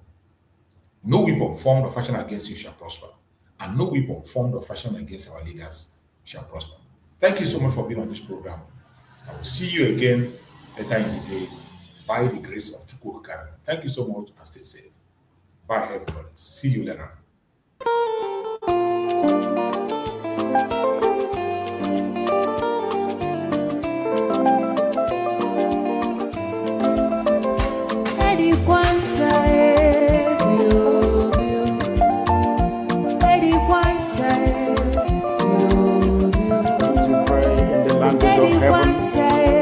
The very oldest language on the face of this very earth.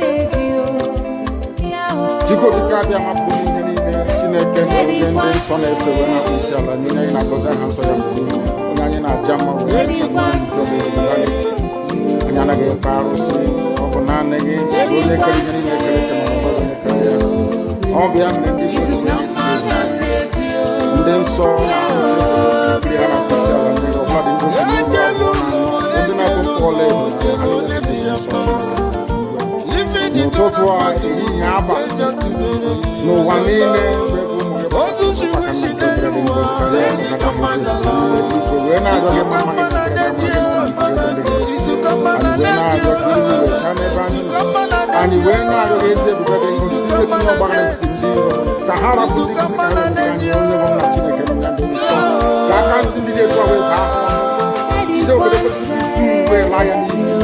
and you were not young.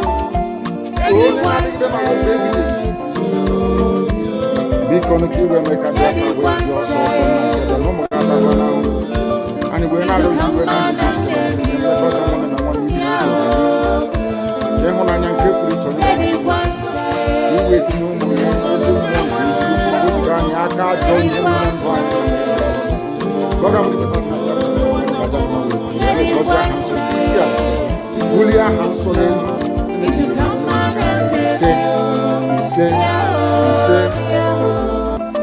But you know what? They will like you to believe that someone is the cause of it. No.